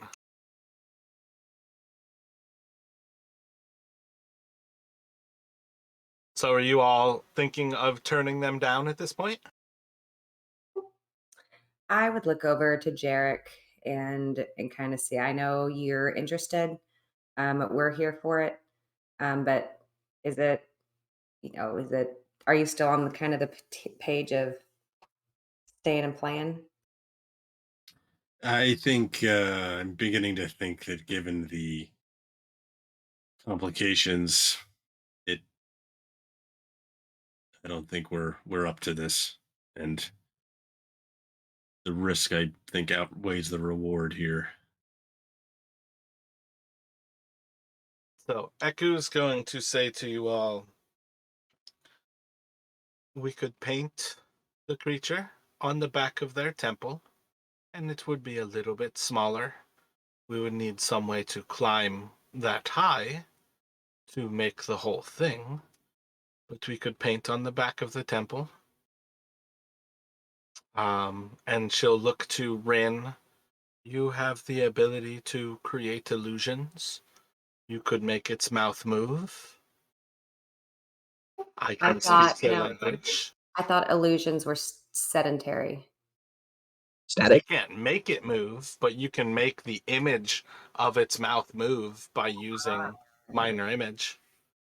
Well, okay. Or minor illusion. So It's not like a moving creature, but you can make like almost like a ventriloquist, like the mouth is open or the mouth is closed. That's what you can do. But it's like every 6 seconds you could open the mouth or close it. So I would look at Eku confused because right before that she said no good would come of this. But now Well, I don't disagree. You should not mess with creatures' gods, but we should help them create a fake god. you asked me to help. I do not think any good will come from it, but we can make an effort at this. Here, perhaps one additional thing to keep in mind is, assuming there is an actual Nang Nang, they may not take creating a fake one all too kindly. What Option. happens if we go through with this and the real Nang Nang shows up? Well, that's just, there's no telling. But I think we have a fourth option of perhaps agreeing, letting them all go do their little gathering thing, and then getting the heck out of here. Get a head start anyway.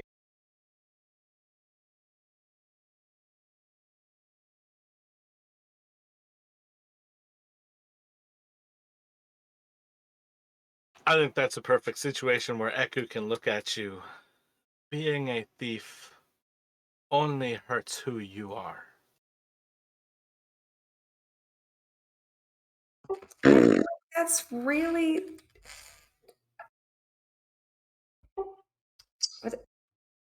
Eku is judgy as fuck, and she's definitely judged Rin on multiple occasions. well, she's judgy, but she's also like says don't get involved, but is like super mega willing to get involved. So I feel like she's wishy washy. Darren judges her right back. Hard judged.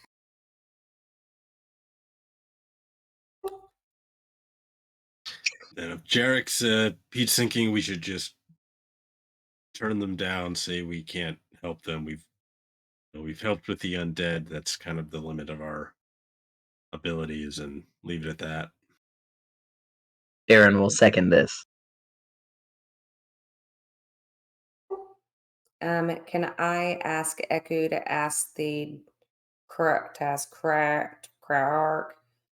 I can have the ring anyway? But with like, may I please have the ring anyway? Like, pretty please? But like with precious moments eyes and stuff. You can see as Eku vomits a little bit into her mouth, and she kind of swallows it down and looks over to Krark, and she moves forward and closes the case and kind of like pushes it towards Krark before kind of like bowing and saying a few last words. And you're going to see as Krark, kind of a little bit downtrodden, is going to, with a heavy sigh, look away from you all. And she's going to hop back into the water and swim back across to the main temple. I mean, perhaps we could offer to not do this, but should the ceremony fail and the king seek vengeance against his mage, perhaps we could. What if we offered to help her escape in that scenario, or try to convince him not to harm her, something like that? Oh, yeah. But we also just cleared undead for them Basically for free. for free, for goodwill. And so I don't know that we owe them. But Darren will agree that that is the nobler thing to do, like prevent her from being unjustly slaughtered and all that. That is a way better use of yes, I agree with that. Perhaps we could save that one rather than try and trick them.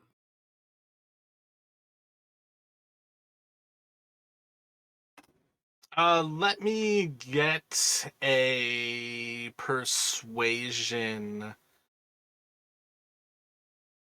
Was it? I feel like you said you added it on Rin, right? Rin has persuasion now? Yeah.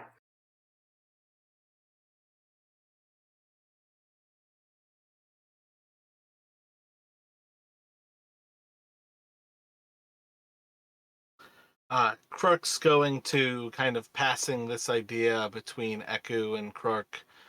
Eku is kind of going to respond to you, intervening in any way against the king's will be a most dangerous prospect. If that is your choice, it could create problems with the entire settlement. So then we're just protecting the frog goddess's honor at that point.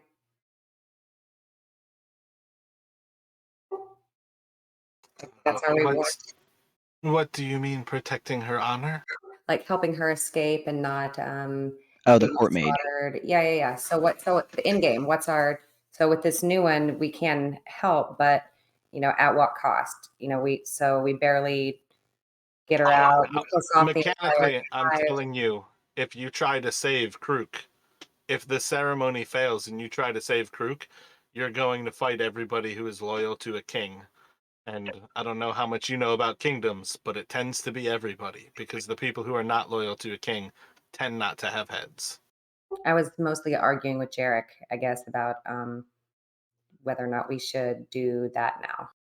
Not arguing, just kind of talking. Well, maybe we shouldn't. Discussing. Yeah, this just sounds worse and worse the longer we talk about it. This isn't a better option. Like if she had like a cool faction of people on her side that were gonna, wanted us to help the court mage and stuff. But what if she's just like the only one who has cross opinions about is it only her head on the chopping block, Pretty much, yes. Hmm.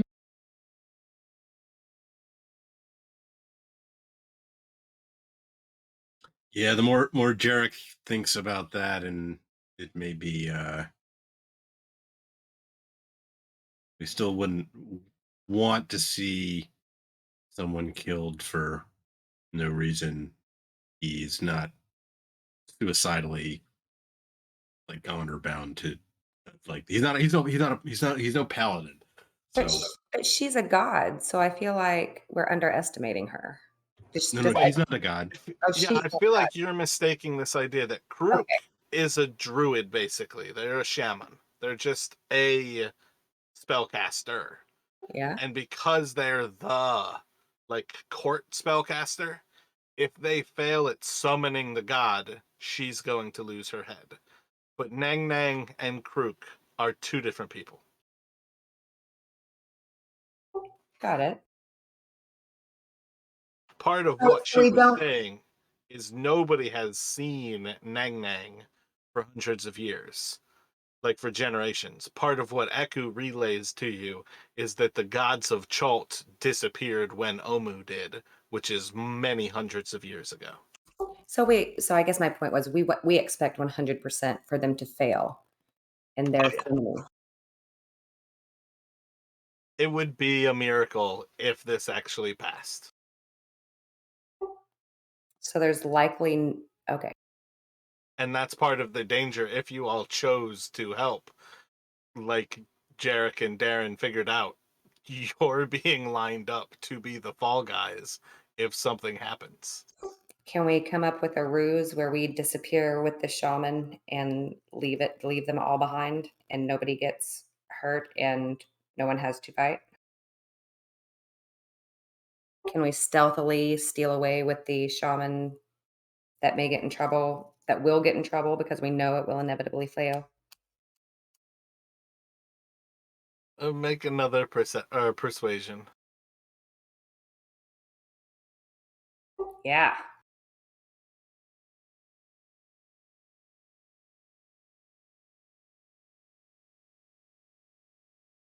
And can we keep this shaman with us for the rest of the game and you play her? I fucking hate DMPCs so much. Echo is bad enough.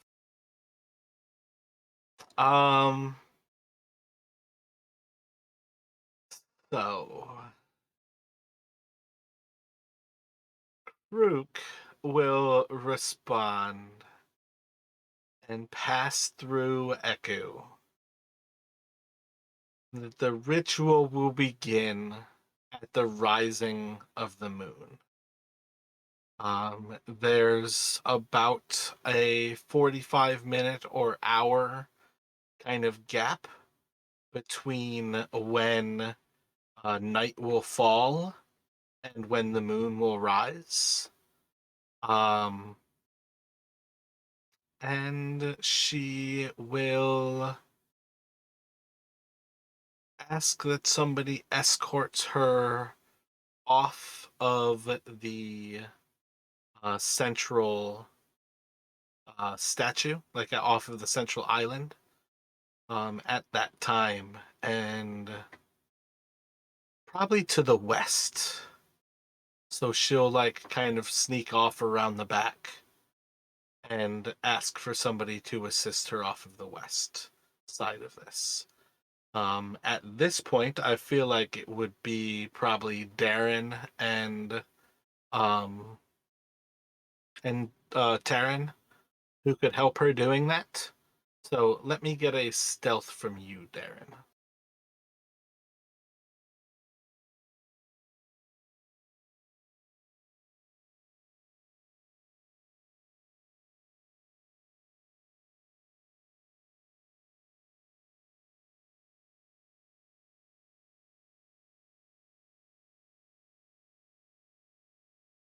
So while the group kind of is gathering over on the western side of Nang Nang, Darren and Taryn are able to swim across, making their way to the island. A couple of minutes goes by.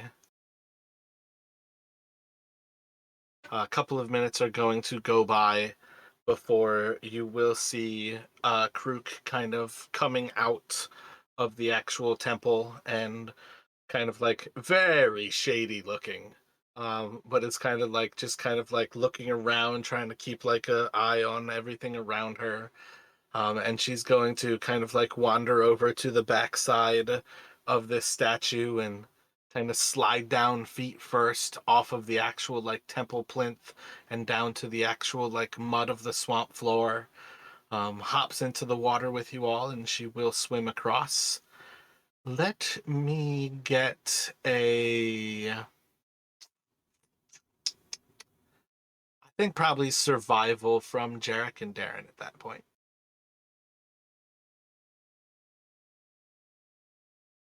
We're doing it. Solid. That'll be the one. So you can kind of like come out of the water. And as you pass into the actual maze itself, you all can sneak Krook out of Dungrunglung and into the maze. How tall are the hedges? They're like 20 something feet. How want to high make can I this a jump bug as all a so gnome? bad. Your high jump, like your standing jump, I think is twice your height. Your running jump is I think it's your strength times 3 or something. Move 10 feet, and then it's like your strength times, I think it's times 3, and then it's up to your max distance. So I think 15 feet is probably the highest you can jump. So just to aid in our escape,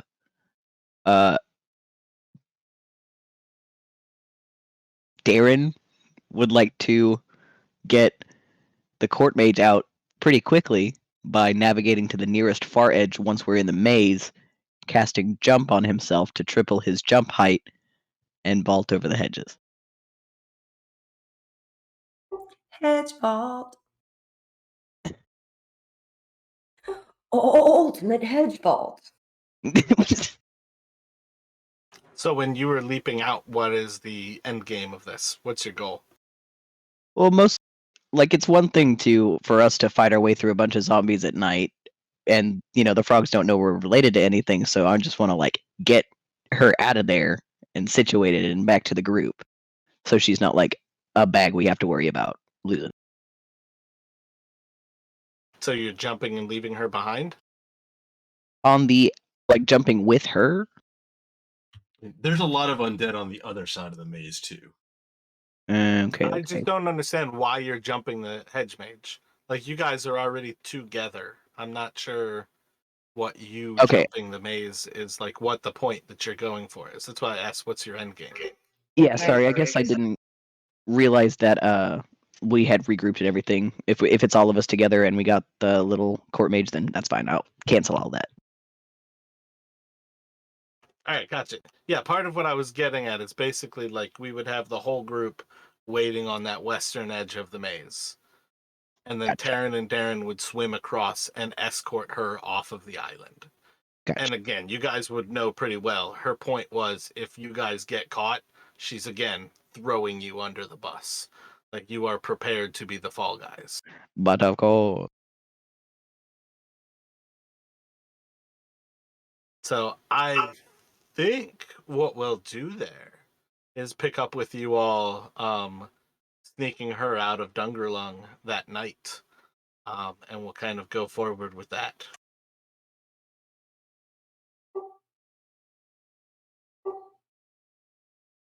I can't believe I just let that happen. You guys are going to have a druid and Echo.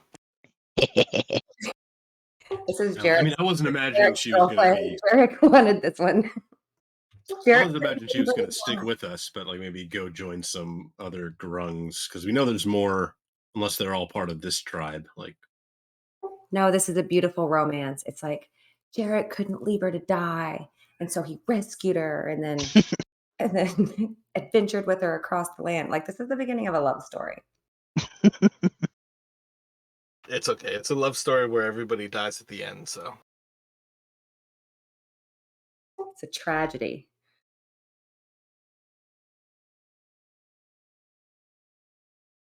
But yeah, I think we'll pick up there, because the one thing I was waiting for you all to kind of say was that you all wanted her to turn off the maze. Because that would just turn this into absolute chaos, and it would be amazing. But I think we're going to pick up with you all, like, trying to fight your way out of the maze. GG. Cool. Jarek, are you good with how this ended and or how this went? Yeah, I mean, I'm trying to, because Jarek is definitely kind of on the side of the little guy. And he's got a thing about kind of people in power abusing their power. So that's kind of why he was pushing to, but it became clear and clear that well, we can't fight off the whole king and his army. So No, he's good with kind of where things ended up. I Like think he's not like suicidally like honor bound to do it, but he, if he could find some way to help, then he would do it. So I think it's weird that she will still throw us under the bus, and apparently is upfront with that enough for us to like talk about it. But Well, it wasn't ever explicitly stated, I don't think. But No, what I'm saying is Darren and Taryn would not be surprised that the reason they escorted her off the island was that they were abducting her. So if they got caught, they recognize, like you all already recognize that she wanted you to help summon the god because that puts a fall guy in place. Like Jarek and Darren picked up on that quite quickly, that it was a fall guy position.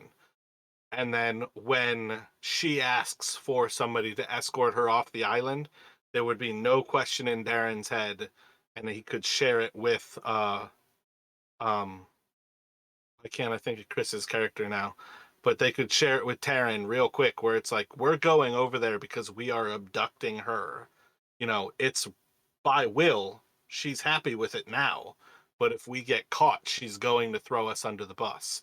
And it's like, Taryn's like, yeah, I'm good with that. Let's go. yep. It's definitely not that she's like explicitly saying, I can't wait to fuck you guys over. But you guys can tell that this is a coward. It is not an adventurer. I'm thinking of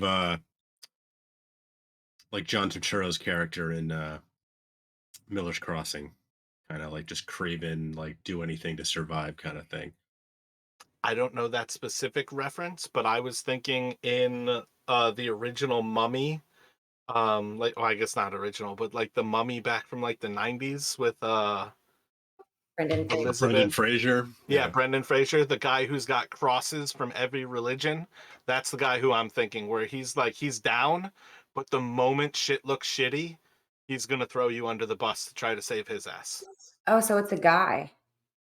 No, it is a woman. Okay. It's a frog. Well, I thought it was a woman frog. But the archetype of the character is that guy. I don't think the archetype of a character has anything to do with the genitals that are between their legs. No. But I did wonder if I was calling the shaman she earlier and if I was getting that wrong. That is all.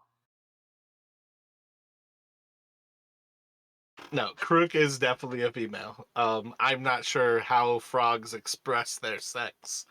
But on sub level, they are using Eku. Well, let's ask Jared. Eku is using the frog female pronouns.